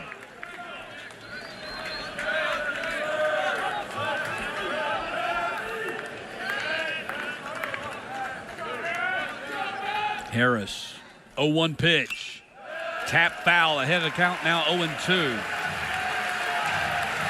Does he come back with that 97-mile-per-hour heater that he got Branch on to end the 8th? Yeah, a couple of change-ups there to start this at bat off. So Gamble has not seen the heater yet.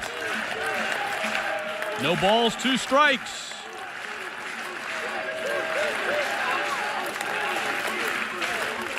Oh, 2 pitch from Harris. Wow, the Georgia crowd goes nuts. That was the 97-mile-per-hour heater, and it looked good, but not the home plate umpire, C.J. Burdette. Boy, and that strike zone's gotten a little bit smaller here late. Awfully close. 1 ball, 2 strikes.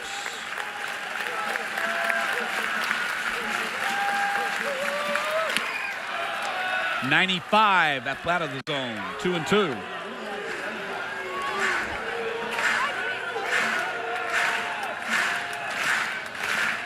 Oklahoma trying to come all the way back from a 6-0 deficit. They trail 10-9 here in the ninth. 2-2 pitch. Got him! Harris with the strikeout and the save. And the Dogs snap their 5-game losing streak, even up the series with a 10-9 victory over Oklahoma. And what a series it's been to this point.